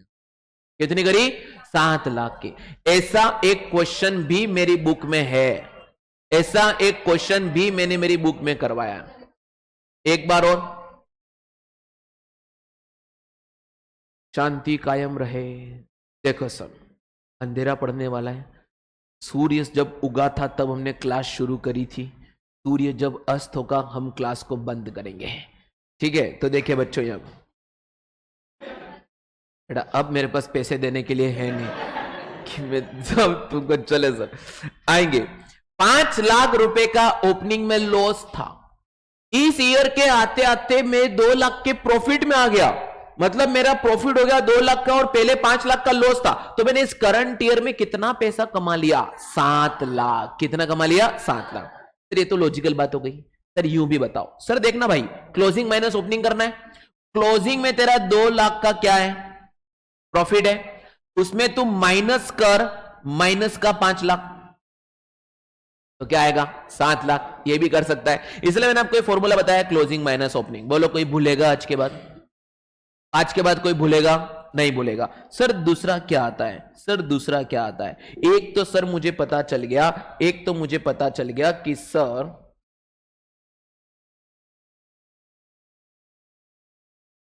बहुत बढ़िया आर्यन त्यागी, हाँ एसओपीएल तो लिख लिया कि सर करंट ईयर का प्रॉफिट जो कमाया वो। क्या और भी कोई इस साल के प्रॉफिट्स हैं जो मुझे निकालने चाहिए? हाँ सर, अगर मैंने कोई रिजर्व में ट्रांसफर कर दिया तो वो भी तो मेरे करंट ईयर का ही प्रॉफिट होगा, है ना। एक प्रॉफिट आपको पीएनएल में वो दिख रहा है जितना आपने बचा के रखा है रिटेन अर्निंग के नाम का। सर रिटेन अर्निंग के पहले आप कुछ पैसा ट्रांसफर टू रिजर्व भी कर लेते हो, वो भी था तो आपके करंट ईयर का प्रॉफिट ना। मुझे चाहिए net profit before tax and extraordinary item. तो सबसे पहले मैंने डिफरेंस इन एसओपीएल देख लिया और उसके बाद मैंने क्या देख लिया? ट्रांसफर टू एनी रिजर्व, वो भी मैं ऐड कर दूंगा। बोलो क्लियर है सर? सर और कुछ बताओ, और बताओ क्या हो सकता है? एक बेटा रुक जाओ, अगर मैंने कोई डिविडेंड पे किया, अगर मैंने कोई डिविडेंड पे किया तो वो भी तो मेरा करंट ईयर का प्रॉफिट ही था। बेटा अभी कंसोलिडेशन में भी देखा कि करंट ईयर में जो डिविडेंड पे करो आपने करंट ईयर के प्रॉफिट कम कर दिया, मैंने प्लस किया था, है ना, कि मेरे प्रॉफिट्स क्या हो गए? कम हो गए। जो भी डिविडेंड पे करा वो भी तो मेरे करंट ईयर का प्रॉफिट था। मुझे अल्टीमेटली प्रॉफिट निकालना है, डिविडेंड को भी प्लस करूंगा, डिविडेंड को भी प्लस करूंगा। जैसे डिविडेंड में आता हूं, डिविडेंड सर 3 टाइप के होते हैं। एक होता है सर फाइनल डिविडेंड, एक होता है सर इंटरिम डिविडेंड और एक होता है सर प्रपोज डिविडेंड। इन तीनों के बारे में आपको मतलब पता है? सर फाइनल डिविडेंड वो होता है जो करंट ईयर में पे होता है प्रीवियस ईयर का, उसको बोलते हैं फाइनल डिविडेंड, जो डिक्लेयर एंड पेड हो गया है, ठीक है। फाइनल डिविडेंड कुछ भी होगा मैं यहां पर प्लस करूंगा क्योंकि सर मेरा प्रॉफिट था, मेरा प्रॉफिट था। यहां पर नेट प्रॉफिट में प्लस करूंगा और फाइनेंसिंग से माइनस करूंगा क्योंकि वो तो पे किया है। वो कौन से को पे किया है? मेरे फाइनेंसर को पे किया है, फाइनेंसिंग से माइनस होना चाहिए। बोलो सर यहां तक क्लियर है? सर इंटरिम डिविडेंड तो कोई दिक्कत ही नहीं है, करंट ईयर के प्रॉफिट में से ही करंट ईयर का डिविडेंड पे किया, क्योंकि आपको वहां पे डेफिनेशन बताया गया है कि 2 फाइनेंशियल ईयर के बीच में जो डिविडेंड पे होता है वो उसको बोलते हैं इंटरिम डिविडेंड। उसका मतलब वो नहीं होता, उसका मतलब ये होता है कि करंट ईयर के प्रॉफिट में से ही जो करंट ईयर का डिविडेंड बांट दिया उसको बोलते हैं इंटरिम डिविडेंड। क्या बोलते हैं? Interim dividend. क्योंकि सर आज जो मैं डिविडेंड दे रहा हूं अगर वो पिछले साल का है तो वो इंटरिम नहीं है, वो फाइनल डिविडेंड है। लेकिन मेरे को अभी 6 महीने हुए डीजेसी में, जून की बेच, दिसंबर की बेच धांसू तरीके चल रही, बहुत सारे प्रॉफिट हो गए, हमने तुम सबको चाय पिला दी, ये क्या हो गया? Interim dividend. इतना ही डिविडेंड मिलेगा, है ना। मैं कितनी कंपनी में इन्वेस्टमेंट करता हूं तो 3 रुपए पर शेयर डिविडेंड, 1 रुपया पर शेयर, है ना, ऐसे डिविडेंड मिलता है, तो तुम चाय भी नहीं आती मेरी उस डिविडेंड से, है ना, वो करोड़ों में इन्वेस्ट करना पड़ता है सर।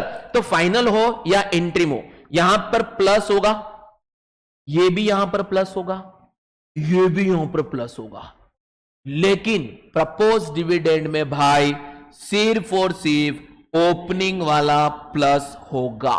क्या बोला मैंने? प्रपोज डिविडेंड में सिर्फ ओपनिंग वाला प्लस होगा, क्योंकि वो कंटिंजेंट लायबिलिटी होती है, बैलेंस शीट के बाहर होती है। लेकिन आईसीएसई, मैं आईसीएसई बोर्ड को भी पढ़ाता हूं इसलिए, और आईसीएसआई बोर्ड ने, खैर ठीक है मैं लेट मिला बहुत, हाँ, लेकिन आईसीएसआई के मॉड्यूल में प्रपोज डिविडेंड बैलेंस शीट में आता है, जो कि आज की तारीख में नहीं होता है। 2017 के बाद से प्रपोज डिविडेंड कभी बैलेंस शीट में नहीं हो सकता, लेकिन फिर भी 2024 में भी तुम्हारी मॉड्यूल के अंदर वो तुम्हारे प्रपोज डिविडेंड बैलेंस शीट में आ रहा है, जो कि गलत है। तो सर हमें क्वेश्चन को ध्यान रखना होगा कि एग्जाम में अगर उन्होंने कोई क्वेश्चन पूछा मेरी बुक से कॉपी करके, तो क्या होगा सर? ओपनिंग वाला ही प्लस होगा, ओपनिंग वाला ही माइनस होगा। लेकिन उन्होंने मेरे अलावा बाकी एजुकेटर की कॉपी से कॉपी कर लिया, वहां पर अभी भी प्रपोज डिविडेंड कहां है? बैलेंस शीट के अंदर ही है, क्योंकि उनके टाइपिस्ट इतने इंटेलिजेंट नहीं होते हैं। मेरे टाइपिस्ट तो इतना इंटेलिजेंट है कि क्या बताऊं सर। अब चाय नहीं मिलेगी तुमको, चलें सर। तो अगर तुम्हारा फाइनल ट्रीटमेंट तो यही होता है, अगर प्रपोज डिविडेंड बैलेंस शीट के बाहर है तो ओपनिंग वाला यहां पर प्लस होगा, ओपनिंग वाला माइनस होगा। लेकिन अगर ये प्रपोज डिविडेंड तुम्हारे करंट लायबिलिटी के अंदर है, बैलेंस शीट के अंदर, 12 वाले मत सुनना ये, अगर ये प्रपोज डिविडेंड तुम्हारा बैलेंस शीट के अंदर है, जो कि तुम्हारे क्वेश्चन में गलत आता है, अगर एग्जाम में ऐसा क्वेश्चन आता है, तो मैं यहां पर क्लोजिंग वाला प्लस करूंगा। क्या प्लस करूंगा? क्लोजिंग वाला। तो इससे रिलेटेड मैंने जब रेगुलर क्लास में बहुत अच्छा नोट भी लिखवाया था कि इफ दिस पूरा करवाया था मैंने आप लोगों को, वो भी पढ़ लेना। लेकिन जनरली इसका सही आंसर क्या है? प्रपोज डिविडेंड बैलेंस शीट में नहीं आता है, वो ऑफ बैलेंस शीट आइटम में होता है। तो सर हमें ओपनिंग वाला ही प्लस करना होगा, ओपनिंग वाला ही माइनस करना होगा। लेकिन अगर प्रपोज डिविडेंड बैलेंस शीट में आ गया, जो कि गलत है, अगर आ जाएगा तो मैं क्लोजिंग वाला प्लस करूंगा, ओपनिंग वाला माइनस करूंगा। बोलो क्लियर है सर? अभी तक ये 3 बातें मैंने सीखी तो मुझे पता चल गया मेरा नेट प्रॉफिट बिफोर टैक्स तो नहीं आया, लेकिन नेट प्रॉफिट तो आ गया। अब सर बिफोर टैक्स पे जाना होगा, मुझे किस पे जाना होगा? बिफोर टैक्स में। तो सर यहां पर टैक्स को प्लस करना पड़ेगा।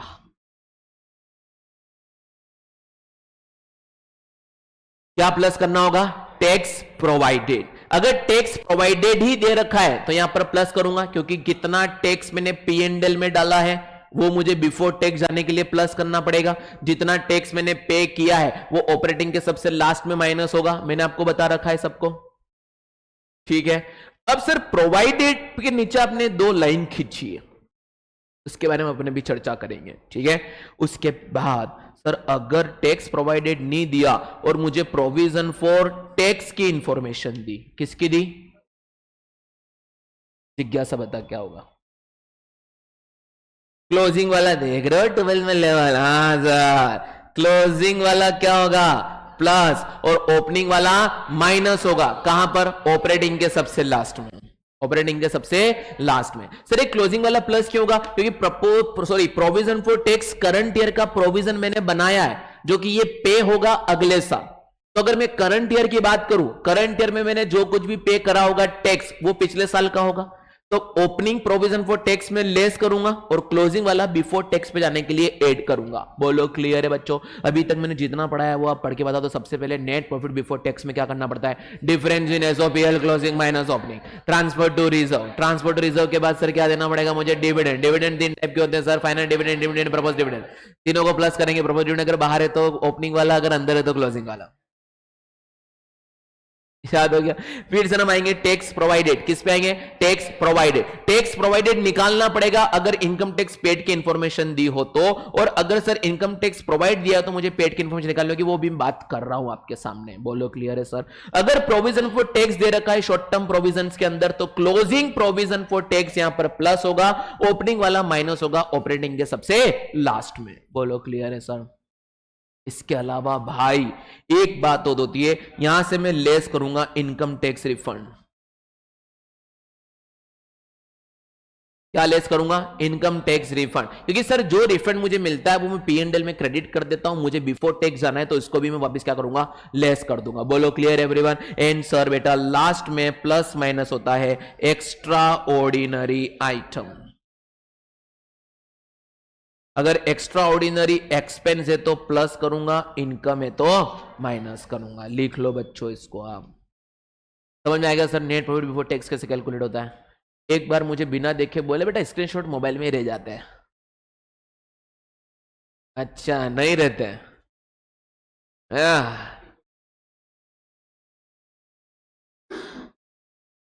हाँ यहां पर अगर प्लस करूंगा तो मुझे वहां पे माइनस भी करना पड़ेगा, क्योंकि अभी मैं बिफोर जा रहा हूं, मुझे आफ्टर भी तो जाना होगा।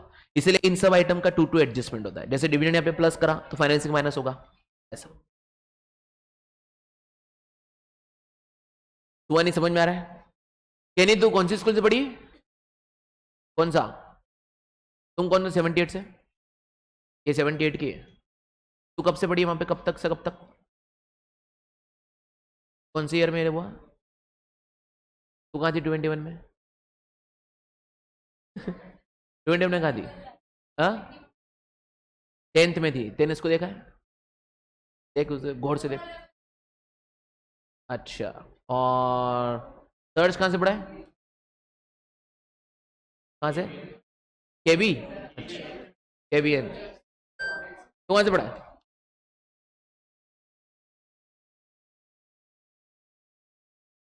प्रेस्टीज से कौन है यहाँ पे? कोई नहीं पढ़ा। तू कहाँ से पढ़ी? गुजराती? ये वाली सत्य साई वाली? ये वाली? ओके चलिए। तू भी कहाँ से पढ़ी? मंसूर में कहाँ? Government school? महाविद्यालय कन्या?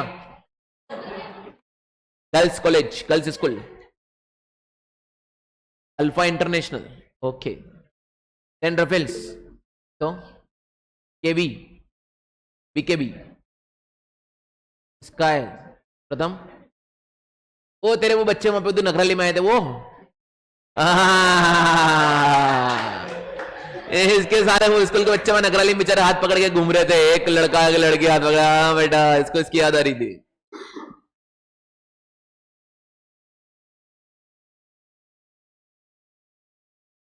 केशवी विद्यासागर में पढ़ी है, बहुत बढ़िया। विद्यासागर में? प्रज्ञा में पढ़ी? प्रज्ञा गर्ल्स में? क्या बात, तू भी पढ़ी? अच्छा तू कहाँ पढ़ा है? कोईद्रम में? कौन सा? निपानिया वाला किधर वाला? अच्छा ओके। यश तो सिक्का में। और कौन इंदौर से? कहां से? सेंट पॉल है? अरे इंदौर की नहीं तो कहां से पढ़ी? ओके कनाडा में पढ़ा है? यहां क्या कर रहा है? तो वहीं किसी गडेड़ी साहब करके पैसे कमा लेता ना भाई। हाँ हाँ ये भी 12th में ना ये लोग सिक्का में ही है। भाई कनाडा में पढ़ गए यहां क्या करना है?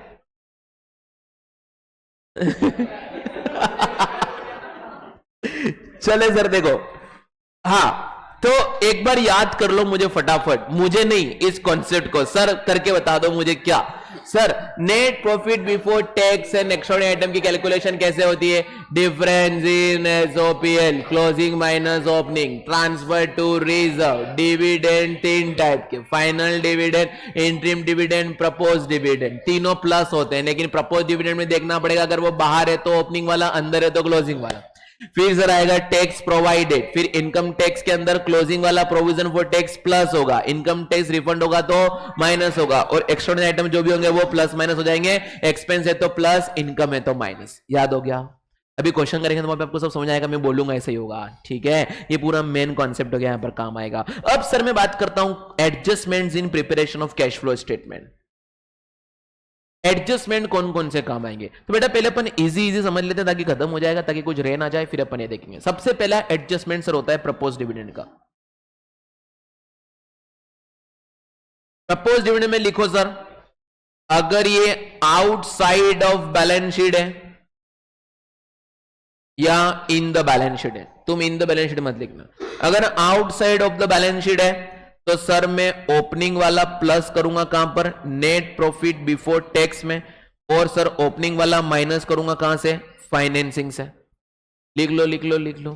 सर अगर इन द बैलेंस शीट है तो क्लोजिंग वाला प्लस करूंगा कहां पर, नेट प्रॉफिट बिफोर टैक्स में, और ओपनिंग वाला माइनस करूंगा कहां पर, फाइनेंसिंग से। लिखो फटाफट, सारे एडजस्टमेंट पढ़ा रहा हूं आप लोगों को।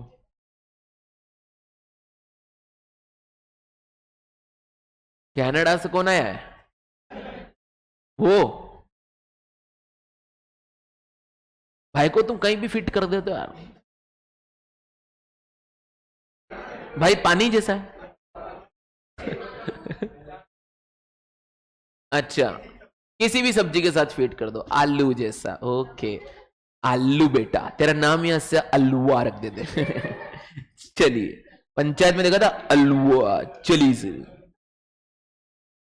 वो बोलेगा सर मैं आपका स्टूडेंट नहीं हूं, मजे मत लो। भाई मैं नहीं ले रहा हूं, ए नॉन डीडीसी वो है तो डीडीसी का लेकिन नॉन सीएफएम है वो।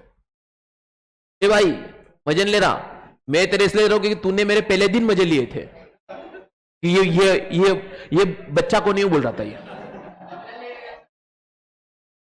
तारीफ क्या कर रहे हैं, मेरे को बोल रहे साइड में हट रहे। मैंने कहा फोटो देख, बोले सर फोटो पे तो आप मतलब बहुत बड़े लग रहे हो। हाँ अच्छा, तुम लोगों ने जो फोटो देखी बाहर, उधर से आगे सबसे लिफ्ट जाते पहली फोटो मेरी दिखेगी आशीर्वाद देते हुए, ठीक है। तो उस फोटो में देखा तो हाँ ये रौनक कोठारी, और जब मैं आया पहली बार तो क्या लगा आपको, चंपू, फोटो चंपू वाली। हाँ नहीं वो रील है। चल है? करने दे टारगेट, एक दिन टारगेट लॉस्ट हो जाएगा। क्या मतलब, मेरा टारगेट तो आज की 6 बजे तक का ही है मैराथन, तुम्हारा टारगेट आज के 6 बजे बाद शुरू होगा दिसंबर का, है ना। तो मेरे पीछे मत भागो। अरे क्या 40 में 400 कर रहा है यार। चलिए सर, प्रपोज डिविडेंड हो गया, प्रपोज डिविडेंड हो गया, हो गया हो गया हो गया। चलें सर, फिर आते हैं अपन, if in question additional securities issued or redeemed, information is not given,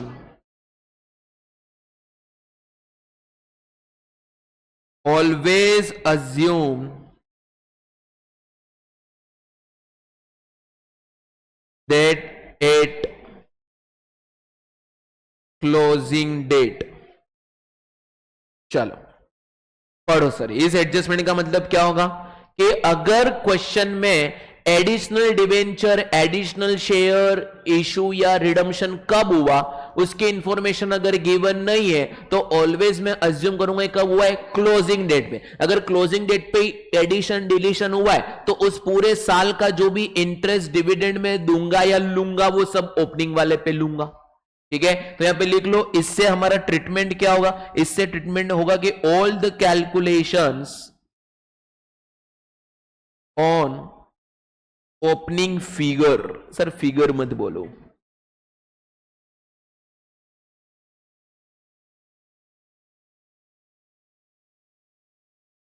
opening figure. इससे क्या होगा, ओपनिंग फिगर। अगर क्वेश्चन में कोई इंफॉर्मेशन दे दी ये इस दिन हुआ है तो उस दिन से मैं फिर कैलकुलेशन करूंगा, ठीक है। जैसे मुझे बोल दिया कि additional security mid of the year में हुआ है तो मैं जो स्टार्टिंग वाली 6 महीने थी उस पे ओपनिंग का कैलकुलेशन करूंगा और बाकी 6 महीने पे क्लोजिंग का कैलकुलेशन करूंगा। क्लियर है बच्चों, डन। थर्ड,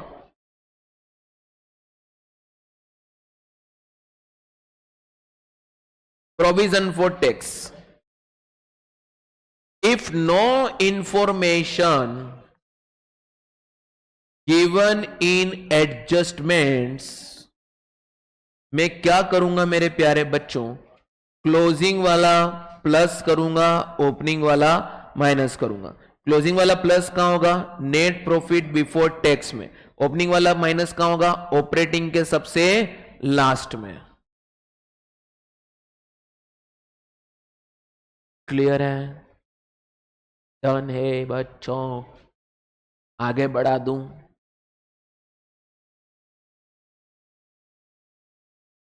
मैं तो लोगों को आगे बढ़ाने का ही काम करता हूं। ठीक है, मैं इतने पानी इंजॉय कर लेता हूं।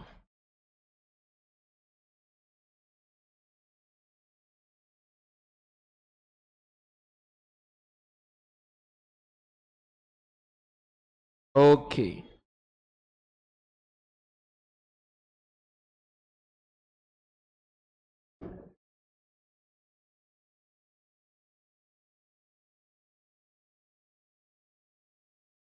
तो ये हो गया इसका इफ। अब बोलो इफ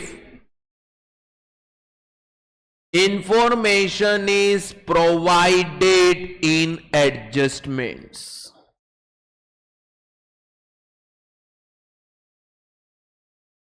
दो तरह की इंफॉर्मेशन बोलेंगे।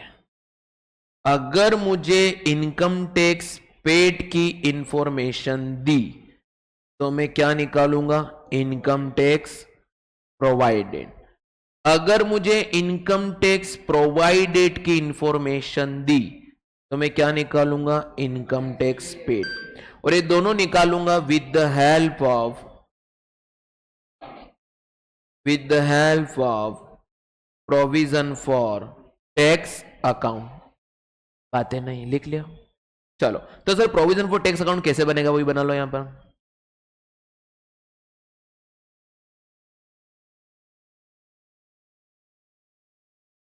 Provision for tax account, debit और credit.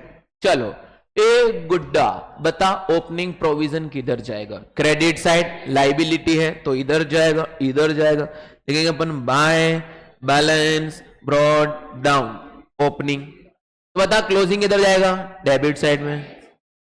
To balance carried down closing वाला। चलो बच्चों, अगर प्रोवाइडेड दिया है तो प्रोवाइडेड किधर जाएगा? क्रेडिट साइड, क्योंकि उसने मेरे इनकम टैक्स प्रोविजन को बढ़ा दिया है। तो सर मैं लिखूंगा बाय प्रोवाइडेड। तो सर पेड किधर आएगा? Debit side. अब आपको इनमें से कौन सी इंफॉर्मेशन दी? ये दी तो ये निकलेगा, ये दिया तो ये निकलेगा। लेकिन सर जो प्रोवाइडेड है, ये प्रोवाइडेड प्लस होगा नेट प्रॉफिट बिफोर टैक्स में, और ये पेड वाला लेस होगा ऑपरेटिंग के लास्ट में। क्लियर है?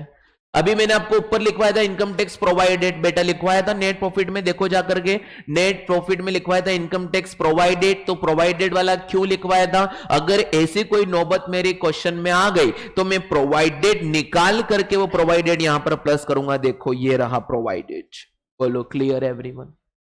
डन बच्चों। तो जब भी आपको क्या ध्यान रखूंगा, अगर प्रोविजन फॉर टैक्स के रिलेटेड कोई इंफॉर्मेशन नहीं दी है एडजस्टमेंट के अंदर, तो मैं क्लोजिंग वाला प्लस कर दूंगा, ओपनिंग वाला माइनस कर दूंगा। बट अगर मुझे कोई इंफॉर्मेशन दे दी क्वेश्चन के लास्ट में, तो मैं क्या करूंगा sir? Provision for tax account बनाऊंगा। अगर पे दिया है तो प्रोवाइडेड, प्रोवाइड दिया है तो पे निकालूंगा। जो भी प्रोवाइडेड आएगा वो नेट प्रॉफिट बिफोर टैक्स में प्लस होगा और पे वाला ऑपरेटिंग के लास्ट में माइनस होगा। बोलो clear everyone? Sir provided plus क्यों होता है? क्योंकि वही मैंने पी एंड एल के अंदर डाल रखा है जिसने मेरे प्रॉफिट्स को कम कर दिया। मुझे बिफोर टैक्स जाने के लिए प्रोवाइड को प्लस करना होगा और जो पे किया वो ऑपरेटिंग के लास्ट में माइनस करना होगा। डन? आगे बढ़े? आगे बढ़े सर? चलें सर, अब आगे बढ़ते हैं एडजस्टमेंट नंबर 4।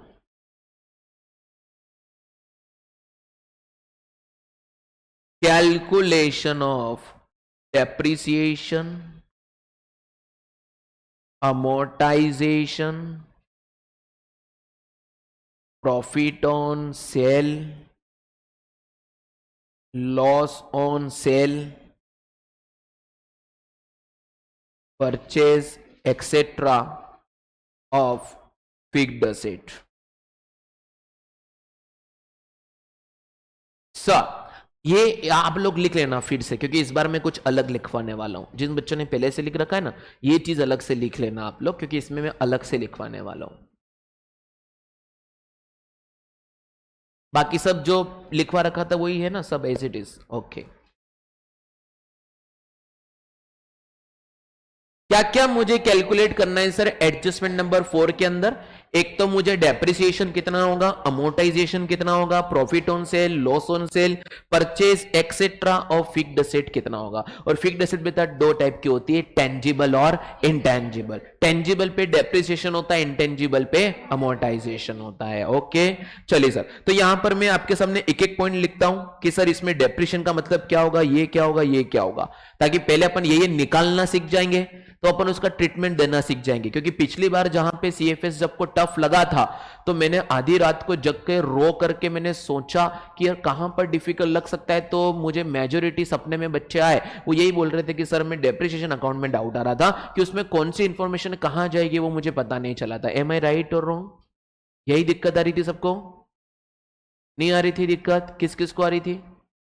आ रही थी, यही दिक्कत आ रही थी इसी में कि सर हाँ इस अकाउंट में कौन सा किधर क्या किधर है, चलो हाँ हाँ भी ओके अपन देख लेते हैं। चलिए सर, तो बच्चों आएंगे कैलकुलेशन ऑफ डेप्रिसिएशन। तो सबसे पहले सर मैं डेप्रिसिएशन जो भी निकालूंगा, एक कोई सी भी एक आइटम बैलेंसिंग फिगर में निकलेगी असेट अकाउंट से, तो डेप्रिसिएशन जो भी मैं निकालूंगा इसका ट्रीटमेंट होता है plus under non cash expense. कौन सी एक्टिविटी में? ऑपरेटिंग एक्टिविटी में, क्योंकि बेटा नॉन कैश एक्सपेंस है, प्लस करना पड़ेगा। करने का तूने चैप्टर पढ़ा है मुझसे? आधा आधा तेरा चैप्टर हमने पढ़ा है, तूने पूरा नहीं। ओके करवाऊंगा मैं वहां पे अच्छे से इसको फिर से, लेकिन आज आ गए तो अच्छी बात होगी, ऐसे नोट्स वहां नहीं बनते हैं। यहाँ तो हर चैप्टर के नोट्स, शेयर के भी नोट्स, कोई कॉपी लाया तो इनको फोटो खिंचवा देना। शेयर के तो मैंने वो बहुत खतरनाक नोट्स बनवाए, टेल मिस्टेक, क्योंकि ये लोग क्या एक बार पढ़ के चले जाते हैं, बहुत लोड रहता है। तुम तो पूरे साल भर मेरा माथा खाते हो, है ना, तो तुमको मैं चाहता हूँ कि जब तुम इनकी एज के हो जाओ आगे जा करके, तो तुम्हें फिर अगर मेरे जैसा आदमी नहीं भी मिले पढ़ाने वाला तो तुमको उतना तो आता हो। अब इसमें इनकी इनकी मैंने तारीफ भी करी और इनकी बुराई भी करी मैंने, है ना। ये शेयर डिबेंचर डब्बा था, आता ही नहीं था, लेकिन इसलिए मैंने नोट्स बनवाए। तो वो नोट्स से काम करना, कोई मुझे फोटो भेज देना जो लिखवाया, किसकी हैंडराइटिंग अच्छी तो मैं इनको भेज दूंगा। शेयर इशू ऑफ शेयर वाला, इशू ऑफ डिबेंचर वाला, ठीक है, दोनों का भेजना। फॉर फीचर री इशू जो मैंने लिखवाया, व्हाट इफ पूरा। चलिए तो बेटा देखो, डेप्रिसिएशन क्या होगा, नॉन कैश के अंदर प्लस हो जाएगा। उसी टाइप से अमोर्टाइजेशन भी क्या होगा सर, प्लस हो जाएगा नॉन कैश एक्सपेंस में, ऑपरेटिंग एक्टिविटी के अंदर। ठीक है जी, ये निकालूंगा मैं, जो इस एडजस्टमेंट में निकालूंगा ना, पहले उसके ट्रीटमेंट समझा रहा हूं कि कहां कहां होगा, फिर उसको मैं निकालना सिखाऊंगा।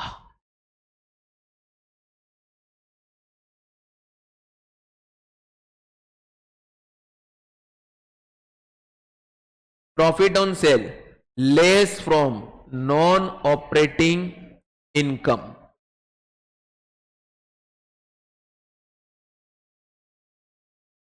Loss on sale add from non cash expense या नॉन ऑपरेटिंग एक्सपेंस, कहीं से भी कर सकते हो। क्या क्या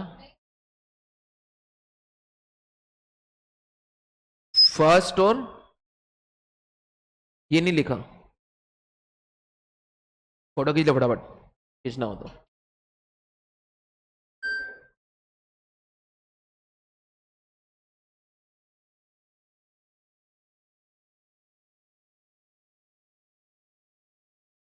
फर्स्ट वाला भी लिख ले।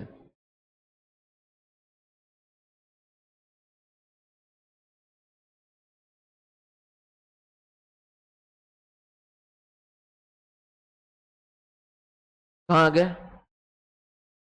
आगे बढ़ा दो।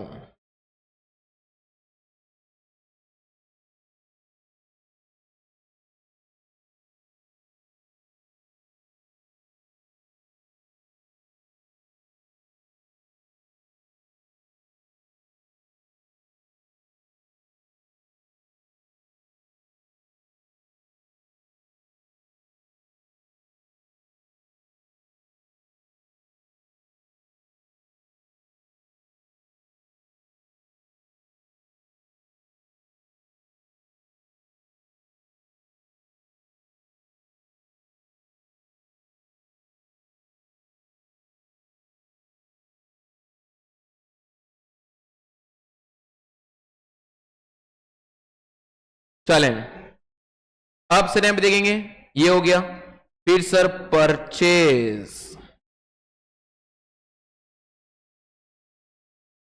Less from the investing activity,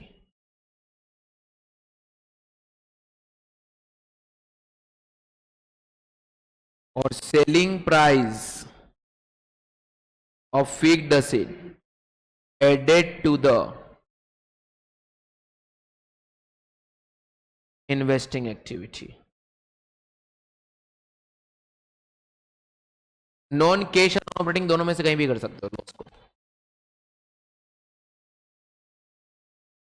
ठीक है बेटा, ये जो 6 आइटम है ना वही निकलते मेरे असेट और ये अकाउंट बना करके। तो आप लोग को प्रॉब्लम थी कौन सा अमाउंट किधर डालना है, क्या करने का है, तो ये मैंने लिखवा दिया आपको ऐसे ऐसे करने का।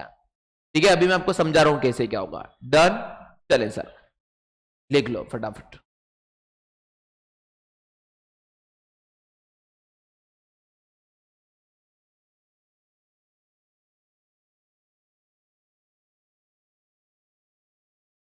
वैसे बच्चों YouTube पे ऑलरेडी डीजेसी के चैनल पे कैश फ्लो का स्टेटमेंट मेरा डला हुआ है ना, वहां से भी आप देख सकते हो, रेगुलर क्लास से भी देख सकते हो। ये और मैंने क्रक्स बना लिया, और इसके क्वेश्चन भी हम अभी करने वाले रात की 8 बजे तक बैठे। अगर उसके बाद आप लोग थक जाते हो, ये क्वेश्चन नहीं होता है, तो मैं आज कॉन्सेप्ट पढ़ा करके भेजूंगा, कॉन्सेप्ट पढ़ा करके भेजूंगा।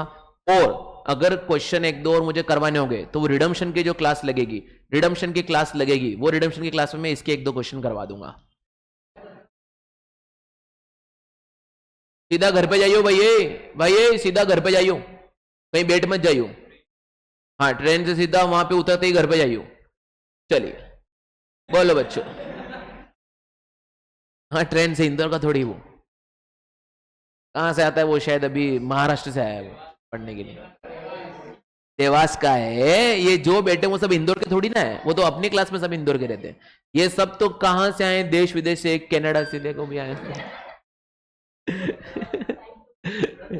नहीं, सब बाहर के हैं। जैसे ये तू कहां की भाई, मंदसौर, तू कहां का है, रतलाम, छिंदवाड़ा। ए भाई तू कहां का है,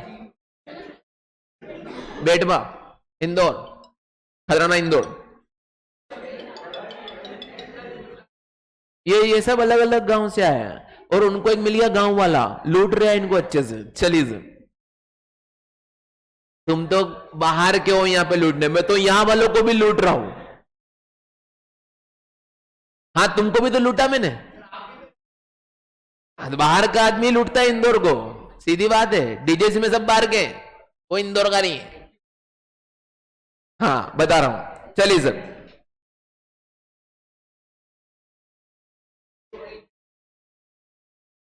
हेलो हेलो हेलो हेलो, चलिए सर। तो अब ये सब निकालना होगा with the help of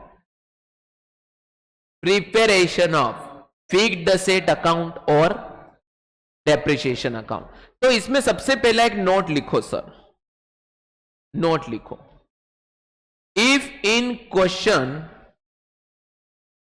no information, तो उस केस में decrease in fixed asset always माना जाएगा सर आपका डेप्रिसिएशन या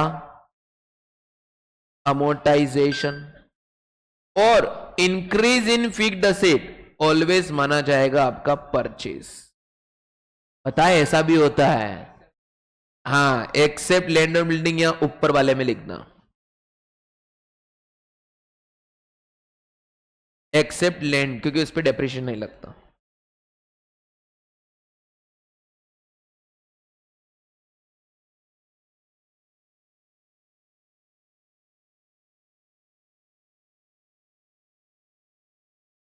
क्या बोल रहा है बच्चा पार्टी?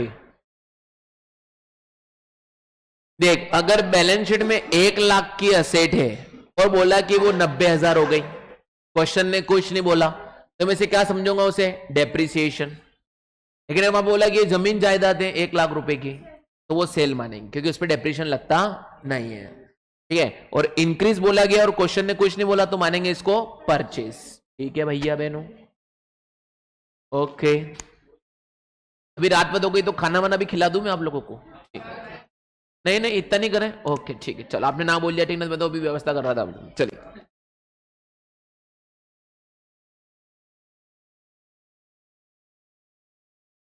कुछ भी इंफॉर्मेशन नहीं दी कि डिक्रीज क्यों हो रहा है, इंक्रीज क्यों हो रहा है, तब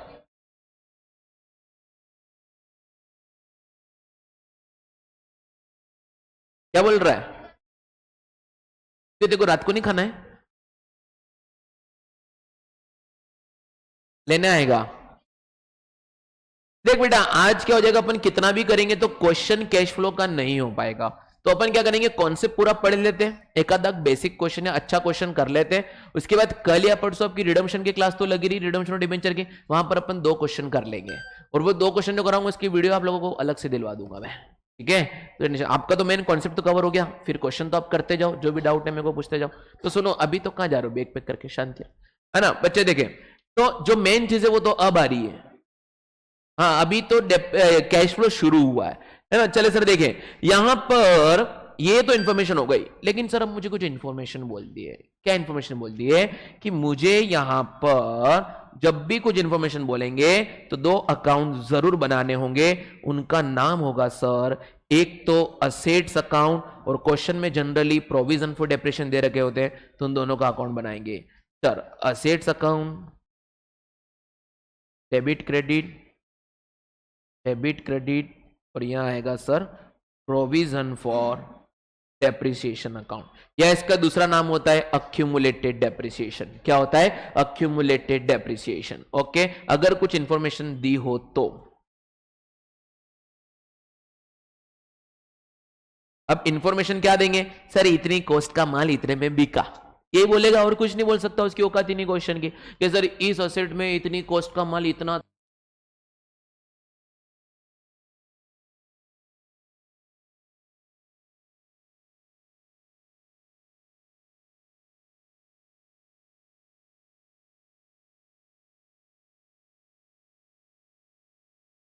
हेलो हेलो, हाँ बच्चों, तो क्वेश्चन बोलेगा कि इतना असेट्स था, इतना उस पे डेप्रिसिएशन था, मैंने इसको इतने में बेचा, उन सारी इंफॉर्मेशन से मैं क्या क्या निकाल सकता हूं वो मुझे देखना हो। हाँ बच्चों, तो देखो अगर असेट अकाउंट है तो ये तो आपको पता ही है, ओपनिंग बैलेंस ऑफ असेट किधर जाएगा, डेबिट साइड में लिखूंगा sir, to balance brought down, bracket में लिखो ओपनिंग वाला, क्लोजिंग होगा तो किधर जाएगा, क्रेडिट साइड, यहां लिख दो सर क्लोजिंग वाला, ठीक है जनाब। ओके सर, अगर अक्यूमुलेटेड डेप्रिसिएशन या प्रोविजन फॉर डेप्रिसिएशन का ओपनिंग बैलेंस है तो वो लाइबिलिटी है, वो किधर जाएगा सर, क्रेडिट साइड। लेकिन यहां पे sir by balance brought down opening वाला, लेकिन to balance carried down closing वाला, ये तो मैंने ओपनिंग और क्लोजिंग फिगर उतारे, इसके अलावा कुछ भी नहीं करा। अब सर ये तो बैलेंस शीट में इंफॉर्मेशन देके रखेंगे, अब मुझे एडिशनल इंफॉर्मेशन में बोला गया है कि दिस कॉस्ट ऑफ मशीन, जिस पे अभी तक का इतना डेप्रिसिएशन चार्ज हो चुका था, उसको मैंने इतने में बेचा। For example 1 lakh cost of machine on which 20,000 depreciation charge till date, तो उसकी आज की वैल्यू कितनी आ गई, 80,000, उसको मैंने बेचा या तो 90,000 में, कितने में बेचा, या तो 90,000 में, तो मेरा 10 का क्या आ गया, प्रॉफिट, या बेचा 70,000 में तो 10 का क्या आ गया, लॉस। उन्हीं के बारे में अपन को गरबा खेलना है, और जो भी गरबा खेलेंगे वो एडजस्टमेंट पूरे ये वाले होने वाले हैं, ये हम लोग निकालने वाले, इसलिए मैंने इस बार ये लिखवाया आप लोगों को, ठीक है। तो सर देखो यहां पर क्या होगा, क्या होगा, अगर ये इंफॉर्मेशन तो मैंने वहां से निकाल ली, ओपनिंग क्लोजिंग जो मुझे बैलेंस शीट में थी, अब मुझे बोला गया है सर इस कॉस्ट का माल इतने में सेल हुआ जिसपे अभी तक का डेप्रिसिएशन इतना था। तो बेटा जब जब भी कोई एसेट सेल होती है, जब भी कोई एसेट सेल होती है और उसका अक्यूमुलेटेड डेप्रिसिएशन मेंटेन होता है, तो हम क्या करते हैं सर, उस डेप्रिसिएशन पे, उस मशीन पे जितना डेप्रिसिएशन अभी तक का है वो डेप्रिसिएशन अकाउंट से डेबिट करके असेट अकाउंट में क्रेडिट करता हूं। क्या करता हूं, जो असेट सेल हो रही है उसका अभी तक का डेप्रिसिएशन मैंने मशीन से माइनस नहीं किया था, उसको मैंने इकट्ठा करके रखा हुआ था कहां पर, अक्यूमुलेटेड डेप्रिसिएशन में। तो अब वो असेट सेल हो गई, तो सर सेल के समय में ना रहेगा बांस और ना बजेगी बांसुरी, तो सर अब तो डेप्रिसिएशन माइनस कर लो। तो सर जब कोई असेट सेल होगी उससे रिलेटेड डेप्रिसिएशन में असेट्स अकाउंट में ट्रांसफर करूंगा। तो यहां पे मैं लिख देता हूं बेटा, depreciation relating to sold assets. बोलो क्लियर है बच्चों, वो यहां से डेबिट हो जाए, क्योंकि अब उतना प्रोविजन मुझे कम करना है, और वो यहां से चलते चलते चलते चलते रुक जाना नहीं सर, साथ ना छोड़ूंगा हाथ ना छोड़ूंगा, यहां से साहस बेच के साथ गधा बेच के साथ सर यहां से चलते चलते चलते चलते मैं आ जाऊंगा यहां पर क्रेडिट में। ठीक है बच्चों, जो असेट सेल हो रही है, जो असेट सेल हो रही है उस असेट पे डेप्रिसिएशन जो अभी तक machine provision for depreciation account में पड़ा था, वो यहां से डेबिट होकर के असेट अकाउंट में क्रेडिट हो जाएगा। क्या बोला मैंने, यहां से डेबिट होकर के असेट अकाउंट में क्रेडिट हो जाएगा। बोलो क्लियर एवरीवन, डन। तो यहां पर मैं करूंगा by provision for depreciation account जो अभी तक था। क्लियर है, इसको अपन आप लोग दिखाना चाहते हो तो आप लोग इसे दिखा देना भाई अच्छे से।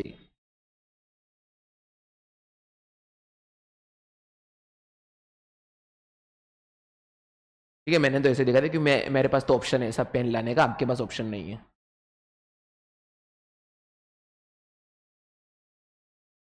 ठीक है मेरे प्यारे बच्चों, यहां तक क्लियर है। तो पहला चीज तो सबको यहीं दिक्कत आता है कि सर ये क्या होगा, अगर ये कर लिया तो आपका टेंशन खत्म। यहां से जो भी असेट सेल हो रही उसका डेप्रिसिएशन जो पड़ा था प्रोविजन अकाउंट में, वहां से डेबिट करके असेट अकाउंट में क्रेडिट कर दो। अब तो कुछ भी नहीं करना है। क्या बोलो क्या बोलो बोलो, क्या क्या लिखाई हूं, depreciation relating to sold assets, जो असेट्स बिकी है। ओके चलिए सर, अब क्या होगा, मुझे सेलिंग प्राइस लिखनी होगी, तो लिखूंगा बाय बैंक, तो वो आएगी selling price of asset sold. ठीक है बच्चों, सेलिंग, ये जिसने वर्किंग नोट समझ लिया ना, ये वाला सीए फेस समझो आसान हो गया आपका।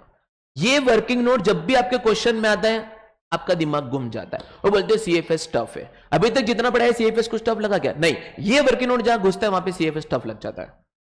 बस ठीक है, आज के बाद नहीं लगेगा, अपन ट्राई करेंगे, है ना। चले सर, तो क्या बात हो गई, प्रोविजन फॉर डेप्रिसिएशन यहां से उठा के वहां रख दो, बैंक को रख दो। अब सर या तो प्रॉफिट होगा या लॉस होगा, लॉस होगा तो क्रेडिट साइड आएगा, प्रॉफिट होगा तो डेबिट साइड आएगा। लिखूंगा sir by loss on sale, और प्रॉफिट होगा तो आएगा सर टू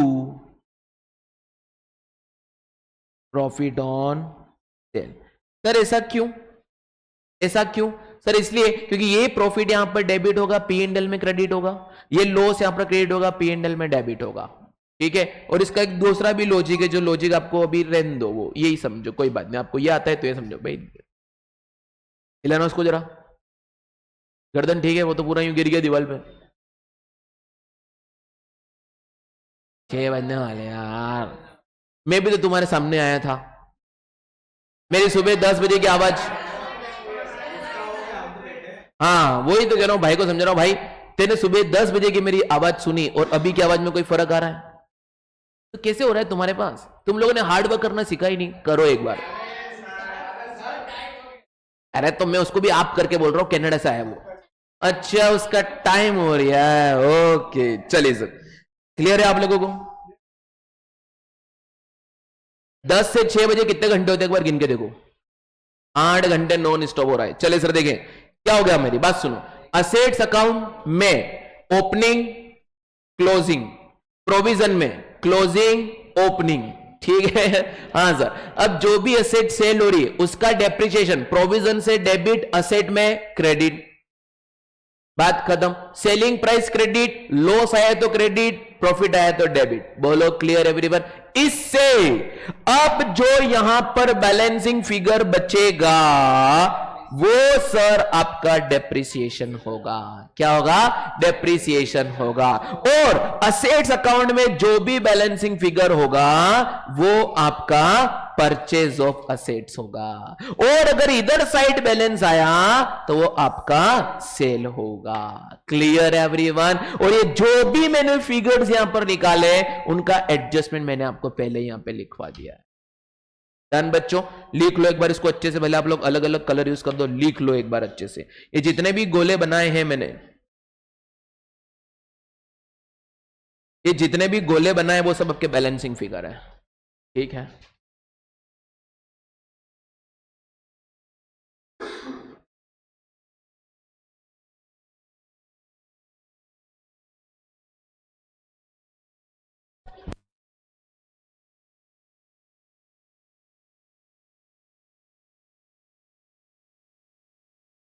भाई टेंशन में आ जाता है। चलिए आधे बच्चे तो रिकॉर्डिंग के दम पे जी रहे, अभी सब चले गए ऑनलाइन वाले, अरे अब तो ठीक है, हाँ सुन लेंगे, लेकिन नहीं सुन पाते वो कभी भी। चलिए बच्चों, क्या सीखा हमने, क्या सीखा सर?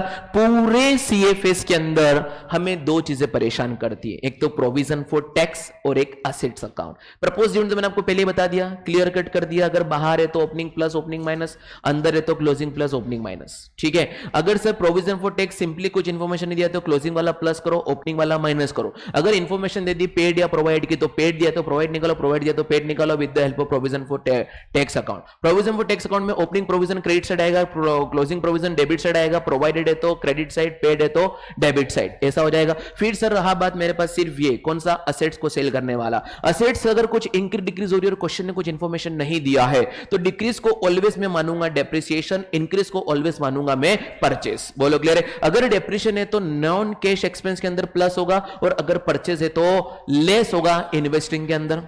क्लियर है? अब इसके अलावा मुझे ये इंफॉर्मेशन तो देंगे ही देंगे, भूल ही नहीं सकते वो। और जब भी इंफॉर्मेशन देंगे तो मुझे सर असेट्स अकाउंट के साथ साथ प्रोविजन फॉर डेप्रिसिएशन अकाउंट बनाने का भी बोलेंगे, तो मुझे दोनों अकाउंट को ड्राफ्ट कर लेना है। एक बार फिर सुन लो सर उस अकाउंट को कैसे ड्राफ्ट करेंगे। Sir asset account, provision for depreciation account आप लोगों ने लिख तो लिया ही है ना। अब इसको समझने के लिए, या फिर आप लोग अगर ये वॉइस रिकॉर्ड करना चाहते तो कर लेना, ताकि जब आप पढ़ोगे तो समझ में आ जाएगा, है ना। रिकॉर्ड करना मैं थोड़ा धीरे बोल दूंगा।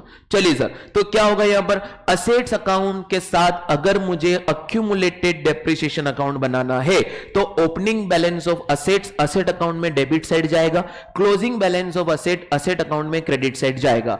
Opening balance of provision for depreciation provision for depreciation account में क्रेडिट साइड जाएगा, और क्लोजिंग प्रोविजन फॉर डेप्रिसिएशन का बैलेंस उस अकाउंट में डेबिट साइड जाएगा। ये तो मैंने ओपनिंग क्लोजिंग उतार दिए। अब सर क्या होगा, जब कोई असेट सेल हो रही है, जब कोई असेट सेल हो रही है उससे रिलेटेड जो भी डेप्रिसिएशन है वो सबसे पहले प्रोविजन फॉर डेप्रिसिएशन अकाउंट में डेबिट करके असेट अकाउंट में क्रेडिट करूंगा, ताकि मुझे पता चल गया जो भी एसेट सेल हो रही है उसका कितना डेप्रिसिएशन चार्ज हो गया। जिससे सर अब जो भी सेलिंग प्राइस ऑफ एसेट्स आएंगे वो असेट अकाउंट में क्रेडिट करूंगा। उससे अगर मुझे प्रॉफिट हो रहा है तो असेट अकाउंट में डेबिट, लॉस हो रहा है तो असेट्स अकाउंट में क्रेडिट। अब जो बैलेंस फिगर बचेगा असेट अकाउंट में, अगर वो डेबिट साइड बचा तो वो परचेज ऑफ असेट माना जाएगा, और अगर क्रेडिट साइड में बैलेंस बचा तो वो सेल ऑफ असेट्स माना जाएगा। Sir provision for depreciation account में जो भी डिफरेंस बचेगा वो क्रेडिट साइड ही बचेगा, वो ऑलवेज माना जाएगा डेप्रिसिएशन फॉर द ईयर। क्या माना जाएगा? Depreciation for the year. और यहां पर आप लोगों के कैश फ्लो स्टेटमेंट के सारे इंपॉर्टेंट एडजस्टमेंट्स कवर होते हैं। ठीक है जी। अब इसके क्वेश्चंस आप लोग क्या करेंगे, या तो मैं करवा दूं नेक्स्ट क्लास में, या बोलो अभी करना है, जैसा आप लोग बोले नेक्स्ट क्लास में। तो नेक्स्ट क्लास से पहले आप लोग कैश फ्लो के क्वेश्चंस करके आएंगे, तो मैं आपको रिडम्पशन ऑफ डिबेंचर के साथ 1 घंटे एक्स्ट्रा दूंगा, जिसमें 2 से 3 कैश फ्लो के क्वेश्चन करा दूंगा। बोलो बच्चों ठीक है। तो आज के लिए इतना ही, मिलते हैं अपन नेक्स्ट क्लास में। ओके बच्चों, bye bye, take care. Okay welcome.